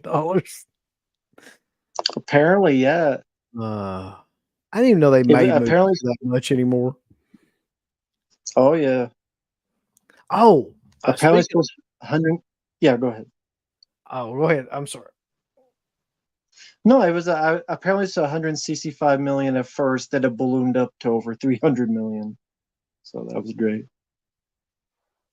I was going to ask you about this because I'm pretty sure everybody and their grandmother's seen this movie by now. And like I saw you did a video of it, and I feel like that it looked like it was a positive video, but like Axel F.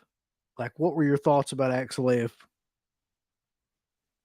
I know there were some people that got mad at me for it, but I liked it. I will admit I liked it. Um, Not nearly as good as the first two. There's definitely some issues, but as a piece of fun escapism, I thought it was fun. I didn't have some issues with it, but I there were parts that I laughed at. I thought it definitely played nostalgic, but it was also the frame of mind I was in. Like the past 2 weeks, I had a a mom that got attacked by Africanized killer bees. I had a hurricane on my ass. I just wanted to escape. I watched it and I had fun with it. Uh, it was some nice nods to part two with songs like Shakedown in it. I like Joseph Gordon-Levitt in it. Eddie felt like he cared and he tried to be funny at least. Unlike part three, where he's like, I don't want to be funny. Yeah. Uh, it does have that Netflix streaming feel. So I think going to streaming was the right fit. But Eddie felt like it was way better than Coming to America 2, and it has some decent action set pieces, including one with a helicopter. It's not a classic. It's not as good as the first two. I thought it was pretty decent. It was a pretty decent, in my opinion, entertaining film, at least for me. And there's a daughter character I was kind of iffy on, a few other things, but overall, I had fun with it for what it was. I I, I liked it.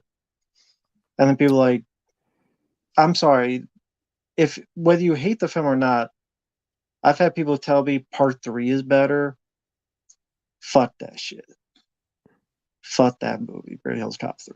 That's a movie where a bunch of bad guys sing the Supremes and dance in the first 5 minutes. Just John Landis thought that was a good idea. And Eddie Murphy shoots a gun that sings Jerry Lewis music. And with I've that never weird Swiss art. I've never seen Beverly Hills Cop 3. I don't know how I missed it. So Bronson Pinchot, for some reason, shows up and he's promoting a gun that's a Swiss Army gun with a microwave and stuff in it, which Eddie Murphy uses at the end at the amusement park. And like it shoots at nets or starts accidentally playing Jerry Lewis music. And there's times he's being undercover because it's not Disneyland, but it's supposed to be like that. So he's in like an elephant mascot suit running around going after the bad guys. And Eddie like didn't want to be funny because that point he wanted to be Wesley Snipes Yeah. because he saw Passenger 57. So yeah. I actually watched it because I had a day off and like I watched the on next Netflix talk about Axel F. And I have to say, man, like here's what I'll say in about it. Yeah. It was better than I thought it was going to be. Like I was kind of surprised because I expected it to be like Coming to America 2 bad. Like that's what I was expecting, and it's not that bad. As a matter of fact, I Right. think Eddie Murphy is pretty good in it. Like he's the best part about the movie to me by a mile. Me too. And I didn't think he had that in him really. Like I didn't think he was going to try to come back and make anything. I didn't think he could Agreed. be comedic like that anymore, really. But he did a pretty good job. The only problem I had with it was the guy, I forget his name. I should know his name. The guy that plays Taggart. He's just too old, John man. Ashton. Yeah, he's like Yeah. 80 years old or something. And like he's in it quite a bit. 76. Yeah. Yeah, but he can't really he looks and acts old. I mean, he just, you know what I mean? Like he Yeah. can't really do anything and he's just very emaciated kind of now. And I think they used him too much, even though he doesn't do a whole lot. Like he just, Hmm. they had him. And the other weird part about it is that, um, Judge Reinhold Rosewood is barely in it. Like he gets kidnapped at the beginning of the movie and then That's one of my issues. Yeah. yeah, and then at the main end of the movie, he shows back up for like 5 minutes or so. I don't know why that was either, but Yeah. other than that, Yeah. That's yeah, yeah. Go ahead. it was Sorry. fine. Like it was amazingly okay for something that was a fucking sequel to like, I didn't expect that movie to be any good whatsoever. I agree, and yeah, I Judge Reinhold. That's one of the issues I had. He should have been in it a lot more. John Ashton. It was. I think it was just nice for me to see him again. Uh, Maybe because I saw part three and it was Hector Elizondo, and I'm like, I like John Ashton, even at Yeah. 76 years old, more than Hector Elizondo. Sorry, Hector. I know you won't see this, but still. But yeah, it was fun. But I definitely agree, needed much more Judge Reinhold. But yeah, thought it would They be didn't a really lot worse than it was. same. They didn't really have a chance to use him with see the whole thing that made that to me work in the first one, especially was like the interactions between him and John Ashton.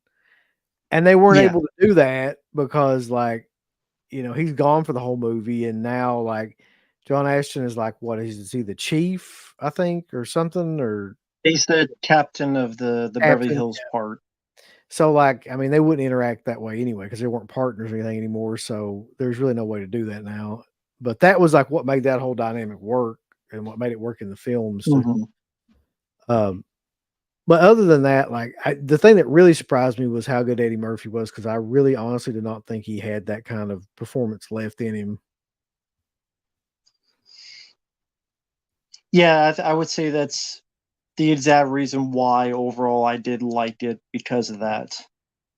And I did not think, honestly, I would laugh with Eddie Murphy after so long of not doing it. I mean, I can still think of okay. There's one scene where these two lady cops get him, and he's making fun of their car.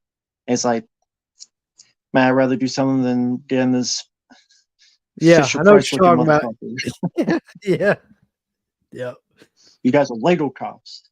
I don't want to be in this Fisher Price looking motherfucker. So I'm like, okay. I know I'm not trying to have like low standards or anything. I had it just it could have been a lot worse, and I thought it was fun. So there yeah, you go. yeah. That's exactly what I would say about it too.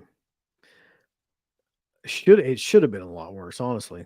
Like it just it just wasn't. That's what you do when you have Eddie actually caring. I don't think anyone cared in coming. I hope no one cared in Coming to America too, because if they did, then someone was on PCP or something. As I hope not to. Um, Scratch says I saw an article saying the Toxic Avenger remake probably won't come out because it's considered unreleasable. Yeah, that's crazy to me when there's for sure worse that's out. I don't know, man. The trailer for that movie looked pretty fucking bad. Like I could see it being deemed unreleasable. Give the Tubi, they'll release it. Yeah, it could be a Tubi original.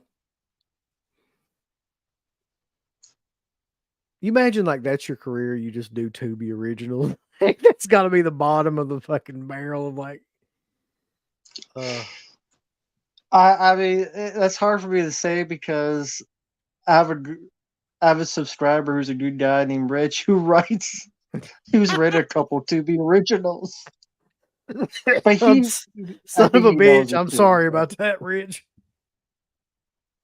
I mean, I think he knows it too. So he's a good guy. He's like, hey, because he's the same guy that wrote an Oliver Gruner film, and he talk about he doesn't want to say it, about to read between the lines about how Oliver Gruner was a dick. Oh yeah. And sorry, Rich, I'll put it out there. You blame it on me. Well, the But thing he about was it like, "Who is the fuck though, is that?" I mean, Good. I don't say it's not the writers that I consider it to be for a Tubi original. It's the actors. Like the actors, like I mean, if you're signing on for a Tubi original, then things are probably either you're just starting out or things aren't going well. I'll say that.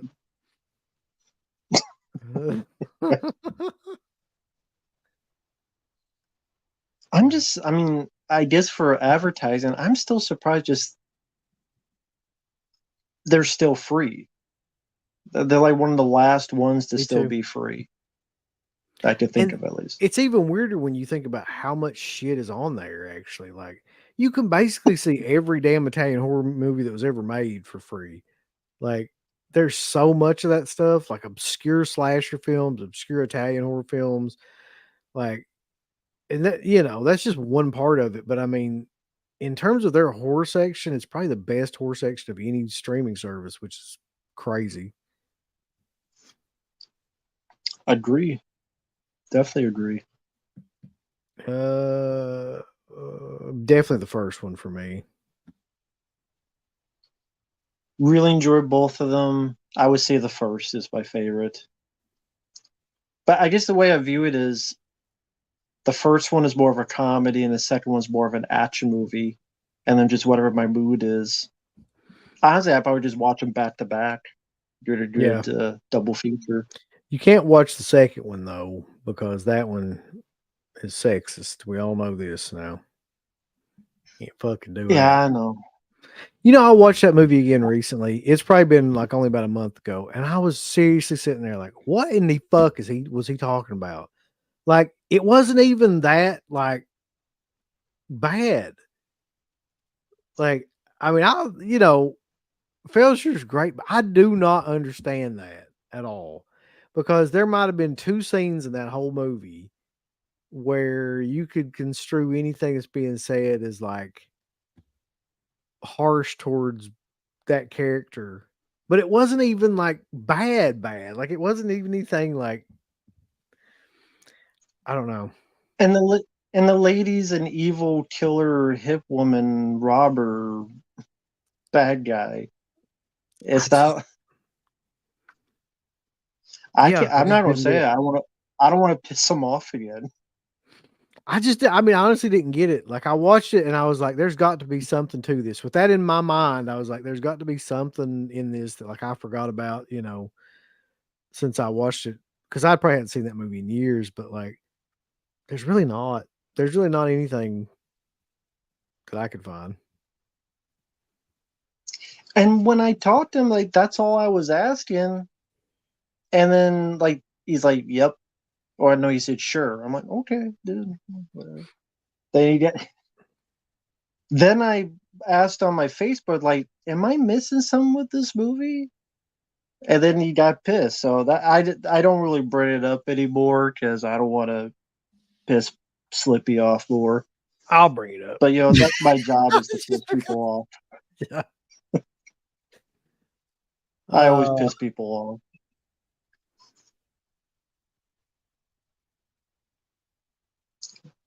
yeah, it might have been it. He might have been triggered by the movie or something. I don't know. So we It's are like I at remember back in the day, uh, in like 2011. I I hope it was this guy. I was talking about how bad the Thing prequel trailer was, and mm, then I got like a comment, and the guy said he was the writer of the film. He was like bad about it. I'm like, either this guy's bored and pretend to be a writer for a shitty prequel, or he was a writer for a shitty prequel. So I hope it it, was the second one it because it probably was a was. shitty prequel. It was an awful movie too. He should be ashamed of himself. But we're at 2 hours, Matt. So I guess that's a pretty good run. Um, Wanted to say that Sunday we are doing the slasher slashback summer slashback series continuation, and it's going to be Night School and the Mutilator, and those are the two slasher films, and that'll be a really interesting show with some surprises in there. I'm trying to think. I don't think there's any more sales, so we won't be covering that. Thank God, because fuck. I mean, there's only so much money you can spend on Blu-rays and 4Ks. Um, anything coming up, Matt, of note for you? Uh, for me, just getting back into the swing of things after everything that's gone, uh, and the backdrop there. So just continuing to fulfill the requests people have sent. So there's a lot of random videos of reviews of films I never heard of.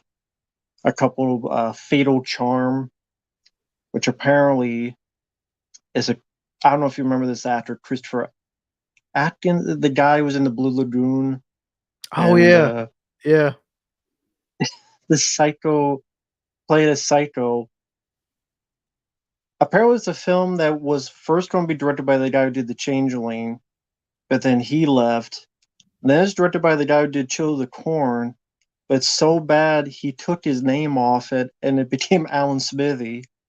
So you know how bad it is that the guy for Chill the Corn is like, I don't want my name attached That to this. guy's like, no, no.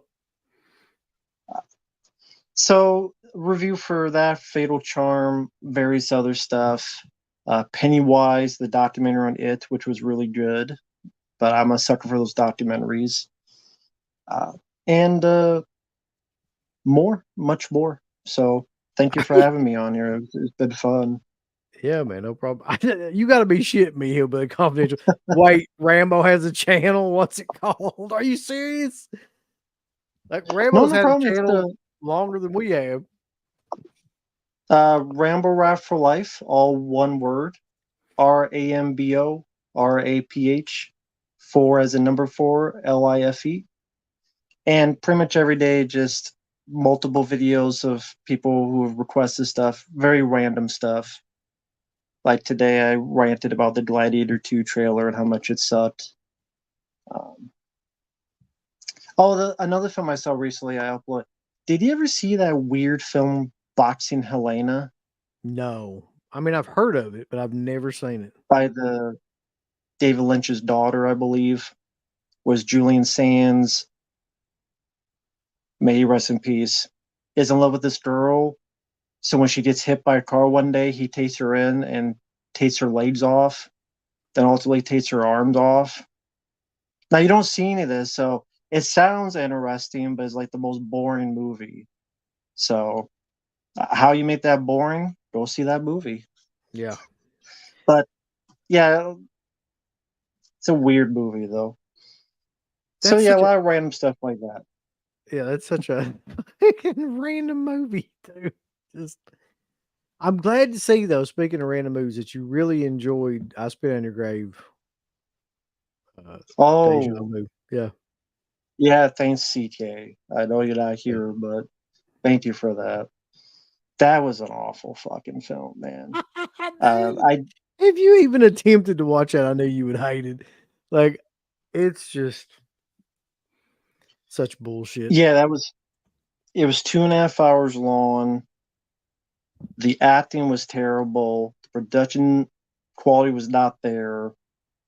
The evil lady was like a hick evil Wings Hauser. Yeah. Yep. And the one guy was like a crackhead Rob Zombie. Like Rob Zombie like took a lot of crack and was like emaciated, and he Mhm. had like the crackhead Rob Zombie. And Camille Keaton was absolutely terrible, awful acting. And Yeah, it was she's got like, that syndrome of where you just forget how to act. I've seen several people do that after they've been out of films for a while. yeah. Anyway, I did a review of it for those who want to see it. I didn't mean for it to be that long. I just had a lot to say about it. It is a long movie, but if CK saw it, hopefully he liked it. I think you left a comment. Hopefully, it was you liked it, but Yeah, yeah. I mean, uh, you broke down like all of the great parts of the film that we were in love with like too. there's a bit. It's a cemetery, and it's like a real cemetery. They shot it, but this one part has like these obvious fake sticks they just put in the middle Yep. for the graves of the people they love that died. And it's like, why is it just like five random sticks in the middle of all these graveyard with this actual tombstones? But they just and they're like 3 centimeters from each other. So I'm like, are they buried on top of each other where these Yes. sticks are at? Like it's like literally 3 feet by 5 feet, but it's five graves made of sticks. They wasted all their money hiring that drunk old woman at the end for her acting. Yeah, That movie, if awful movie. anybody in here has never seen that movie, just watch it. Like, I just want you to watch it one time because it's, first of all, 2.5 hours. I don't know why. It's, second of all, possibly like one of the worst movies ever made. Uh, just it's so bad that it's funny in some spots, like how bad it is. Ain't damn funny to me, but 2 and a fucking hours. I did have to stop like 40 minutes in, and I just walked around because I'm like, this is so dragging, and No, I don't know no, why that was made. no, don't get this confused, by the way. We're not talking about I Spit on Your Grave from the 70s. We're talking about I Spit on Your Grave, Deja Vu Deja vu. from, like, I don't remember what year it was, 2000s at some point. Yeah, I forget. It does. 2013, 2015, somewhere around there. I think it eventually came out 2019 actually, because it was whatever the fuck it came out. It should never come out in the first place. No. Uh, anyway, yes, I do like the Terrifier movies. Against my better judgment, they've got some of the. I like Art the Clown, and I like the gore. Um, it's probably the most well done gore that has been out in years. Um, Mhm. anyway, so yeah, Rambo Rav for Life. If you don't know his channel, that's the name of the channel. Somebody put it in the chat. I think it was right here. Check that channel out. As always, Matt, thanks for coming on. Didn't really Thank plan you. anything for this. Just wanted to talk and bullshit. Uh, and like I said, glad you're all right. Glad things are okay. And hopefully we can get back on a regular kind of routine of doing some of these shows when Mark gets done pulling the balloons out of his ass with the cocaine in them. Yep. Real quick, like someone, one last thing. Someone mentioned on the road. I don't know what you. The on the road could be for Twisters. Ah, Twisters. no, please God, no. Ah, That would be hilarious, though. I can't imagine how bad that fucking movie will be. I really can't.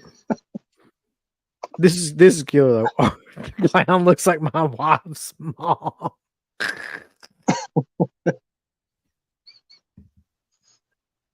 I'd love to see your mother-in-law then, dude. That is gonna be something else. Uh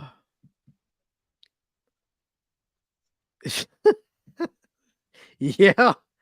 Yeah, that's true, Danny. Yeah, it's all over now. Oh, so until next time, and until Sunday when I will be back on here, and then probably try to do something every now and then on Fridays and things like that. Just talking about whatever comes up. I want to do. I tell you, I keep throwing this idea around, but I'm going to figure out a way to do this. So my idea is to do a show. You don't necessarily have to do this one because you watch enough shit and talk about it enough as it is, but I want to do a show that's like Dead Pit is watching. And that's be the name of the show. And it'll just be shit that like I've seen over the past week or whatever. And like a review show of sorts. I'd be a part of that. That'd be fun. Yeah, and just talk about like what was the best film we saw in the past week, what was the worst film, yada yada yada. That sounds great. But that I'll get that off the ground soon. Cool. So you can't do those shows on those other fucking streams because they don't watch any of them movies. They just hold them up. Look here, I got this in. Oh no, I don't know anything about it. I got it in. Never seen it. Never even heard of it. So anyway, for Rambo Raft for Live, I am Uncle Bill from Dead Pit, and we will see you guys later, man.